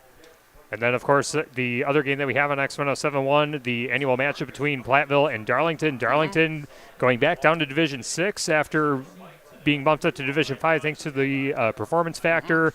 They're looking to get back on track. Sounds like things were all systems go during their scrimmage last week, so we'll see what the Redbirds have in store against the Platteville Hillmen under a new head coach. Just one cool thing to mention for those people that keep thinking Darlington has always beat Platteville, I can say, no, they haven't. Platteville has beat Darlington over the years more than Darlington has beat Platteville. And the Wadsey Martins, that was the big deal in Darlington. Wadsey, everything. Coach Wilfred Hill was his coach in high school in Platteville. Where did he learn it all? From Platteville. Yep, should be a fun one. 3 games again on Queen Bee Radio tomorrow night. Belleville at Lancaster on 97.7 Country. And then we have Potosi-Cassville at Cuba City on Super Hits 106. And Platteville and Darlington on X1071. Well, Wally, it was great to reunite with you and get our first football game under our belt and great 8-player football to open things up on this Thursday night. Some final thoughts before we close up shop. You know, it really is fun, and it's fun to be able to be up here at Tyler Field. It's a place that we all of us like coming up here for a wide variety of reasons. But one of the reasons, it's always good football, and they're excellent hosts. Yep, absolutely. Lynn Mitchick, Mike Aid, the entire staff here at Highland helping us with our setup here today. A very jam-packed press box, but they did everything that they could do to help us out here this evening. So always appreciate Lynn, Mike, and the entire staff here at Highland High School. Thanks to both head coaches, Tyler Smith and Jason Scallon, for the pregame interviews, the rosters, starters, and everything we needed to tell you the story about both teams here this evening. Thanks to all of our sponsors who help us bring high school sports to you, and thank you for listening and watching along. This has been Grant Regional Health Center and People State Bank coverage of high school football presented by Cuba City, Darlington, and Kieler Family Dental, and Carey Seamless Gutters and Overhead Doors on X1071, WPVL FM Platteville, a Queen Bee radio station, also the Queen Bee Radio Sports YouTube channel. From the best seat in the house, the Ayers Furniture broadcast booth, for Wally Troughton, I'm Tyler Dictanis, saying good night from Highland High School, and we'll see you for more high school football tomorrow night across our Queen Bee Radio family of stations. Good night from Highland High School. This has been a Queen Bee Radio High School Sports presentation.